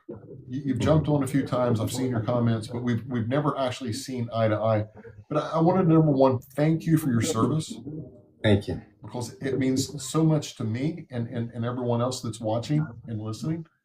So thank you for your service in the military. But more importantly, thank you for being a good steward of common sense and responsibility in this case, and helping your friends and your team up. Thank you. Jay, appreciate it. I know you got something to say about it. Yeah. When he came on board and started digging into this stuff, I can't keep up with him. He's on beast mode. For real, like beast mode. And my wife agrees, Voices agrees, our whole team are blessed to have him on our team. I'm so thankful that we cross paths, and we're good friends, and now I can throw shots at him and he throws shots at me. Yeah, and Jamie, just so you know, I've been doing genealogy since my early 20s. Really? At a young age. I always wanted to know where I was from, so I've been going to LDS centers since I was in my young Navy years. Wow. So, and when DNA came into play, I've knocked down brick walls using DNA, genetic genealogy. I'd love to work for Bartram Labs or someone to help break some of these walls, because that's what I do every day on my personal level. I've broken my brick walls. I've helped other people. They give me their access to their DNA, and I break their brick walls. I've done it. Yes. So I think this is a brick wall I'm knocking down. That's how I feel with this case. Now, you're not going to knock it down. You're going to drive right through it, my friend. I hope so. I think we're on the have, right I only track. have one request, Rick Yes. and Jay. If I go missing, I don't care about the cops. I want your crew and the crew that's in this chat. Y'all need to come and find me if I ever go missing or I'm kidnapped. I'm counting on everyone that's in this live. I don't trust the police. I'm sorry. I will definitely make sure your face is on 2% milk jug carton. And the reason why I say that is because me and Rick's been having a real issue with someone in the toxic community, and yeah, targeting me of all people. but what I wanted to say is that Rick is funny as hell with what he did. But just to say, Richard Hoffman's grandson, who's out there saying that his granddaddy's the Zodiac. Well, Rick had put him in a milkman suit, and so I was like, his grandfather is 2% the Zodiac. So I just had to say it. Yeah. Ricky, thank you, man. Thank you. I appreciate Love being on your it. show. Thank you for having me. And I'm going to chat with Jay for a minute, but guys, if you're not following any of these folks, and I know that everybody is, but if you're not following, hit the follow button now. Should have done that before everyone jumped down, but follow Rick. The guy is he's just a beast, right, Jay? I have 4 videos of the cases that link the cases to a Navy person, and the cryptic messages left on those cases. They are in my profile. Jeez. Yeah, and I made it audio, so it sounds creepy on some of them. So you can picture what the Zodiac is saying. He's a ghost. He's a ghost instead of reading it. He's a ghost. Just pay attention. He is a ghost. That's crazy. All right, my brother, I salute you. All right. And thank you. I appreciate you. You want to drop me down or just let me go? Get out of here and go get some sleep. All right. Have a good night. He'll be sleuthing all night. He'll be sleuthing all night. Hey, Jay, let's get down to the nuts and bolts, close this thing out. I've heard this presentation 3 times now. And I can honestly say, when my Rick was in here and you did your presentation, I'm like, man, that's good stuff, right? Tonight, absolutely mind-blowing. And bro, you're on it. Don't ever let anyone say you're not, because you're on it. And Jay, I'm going to give you the final word. Thank you for that opportunity. I first off want to say to Voices for Victims, who has been my ride or die, my sister from another mister, who's been through hell and back with me. And she is a very important person in my life who helps me keep balance. And I do it for her too. And she had went through a lot of stuff to stay and stick with this story and to protect this story. I just want to say that I appreciate you so much for what you do and what you've done for this and what you lost, but also for what you've gained and what I've gained and what I've learned from you. I look up to you for what you do, and I appreciate you. And to the rest of my team, my wife, I'm so blessed to have her and what she's done and put up with my shit all the way through this. I mean, I cannot tell you enough how much I love this woman and how I'm so grateful to be her husband. And Rick, again, thank you again for your services. I'm always going to say that. And you're the brother that doesn't replace the brother I had, but you definitely help fill that void by having you in my life and be able to count on you like a brother. and to the community that supported us all the way through this. Even when you had doubt, you still stuck in, and you stuck up for us and what we done. And I will always hold that in my heart, what everybody's done to get us to where we are. Again, you guys are the guardrails to this story. And I'm really, really appreciative, our host, Jamie, for what he does and what he's doing for us. He's doing a lot more than he realizes. He gives us more hope to the next step. And everybody that's out there with your kind words and recommendations, and we know, and I feel the sincerity on this platform, and the fact of the matter of how Jamie makes this your platform, our platform. We get to hear, he listens to you. He listens to what we have to say, and he sincerely, genuinely cares about what you have to say and the people here, and to be as wise as he is, to know the difference between something that's good and something that's not, and not waste his time on those things, and put his time towards things that should have effort towards. I salute you. Salute you, my brother. That was good. Thank you. I accept that. I hear you. And hey, we'll be in touch. I've got a couple of good ideas. The guy from the that company I was talking about, he just texted me back. So I'm gonna run it by him, Jay, and see if he can help write some type of program that can help maybe catalog the stuff, and we'll just see what he says. I mean, all he can say is, "Hey, I don't have time," or "No." So we'll talk. We'll talk tomorrow. All right, buddy. Good night. Thank you, everyone. Thank you. All right, guys. I'm going to be short. I'm not going to be long, but I want to give my 2 cents on this thing. Wow, what a jam-packed night. And you guys heard it. You heard the case. You guys sat and listened. You were patient. Heck, we had 2 polls. The one poll wasn't 100%. They spread the DNA part on, and we got that 3% back. So it was 100%. They're over the target. Here's my takeaway, and I want you to think about this. Listen to people on this platform or anything you're doing, and don't read a book by its cover like I did with Jay Crime.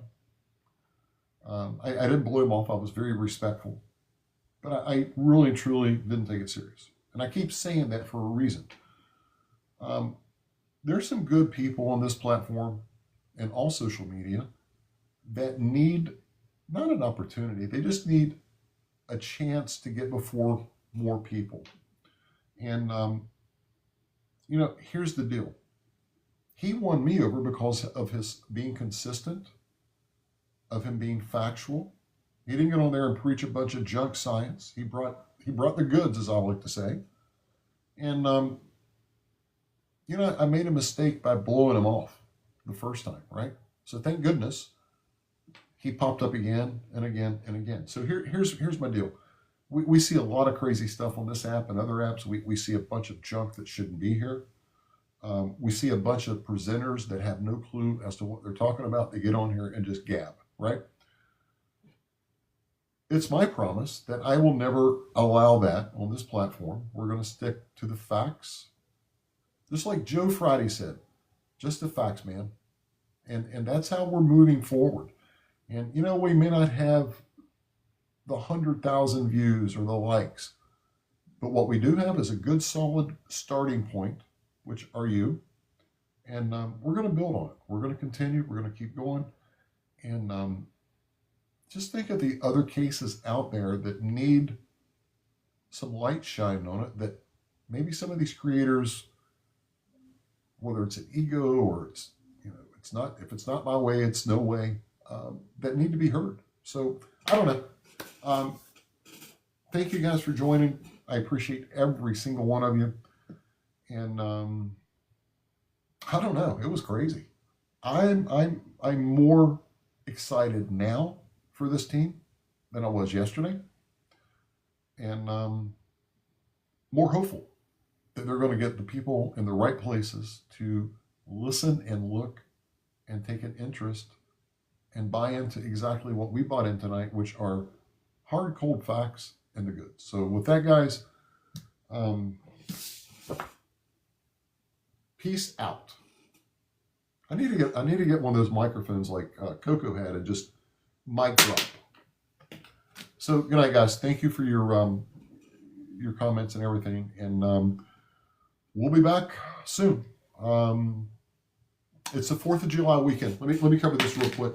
I did Fox News this morning. That's going to be airing tomorrow on a special as it pertains to our national security. We're celebrating our 250th, right? So I'm going to be really short. If you're going somewhere tomorrow night, the next night to one of these events, for God's sakes, know your exit points. If you're out in a large crowd, got to tell you, you can't get away from the large crowds if you're going to a 4th of July event. But at least use your common sense. Keep your head on a swivel and know how to escape just in the event something happens. But more importantly, don't go in fear. Go as a patriot. Enjoy this monumental holiday that we have, the 4th of July. Bang off some fireworks, eat some hot dogs, have some hamburgers, put on a few pounds. It's okay. You'll walk them off. But just be safe. And we'll probably jump on tomorrow night for a short period. And thank you guys, and good night.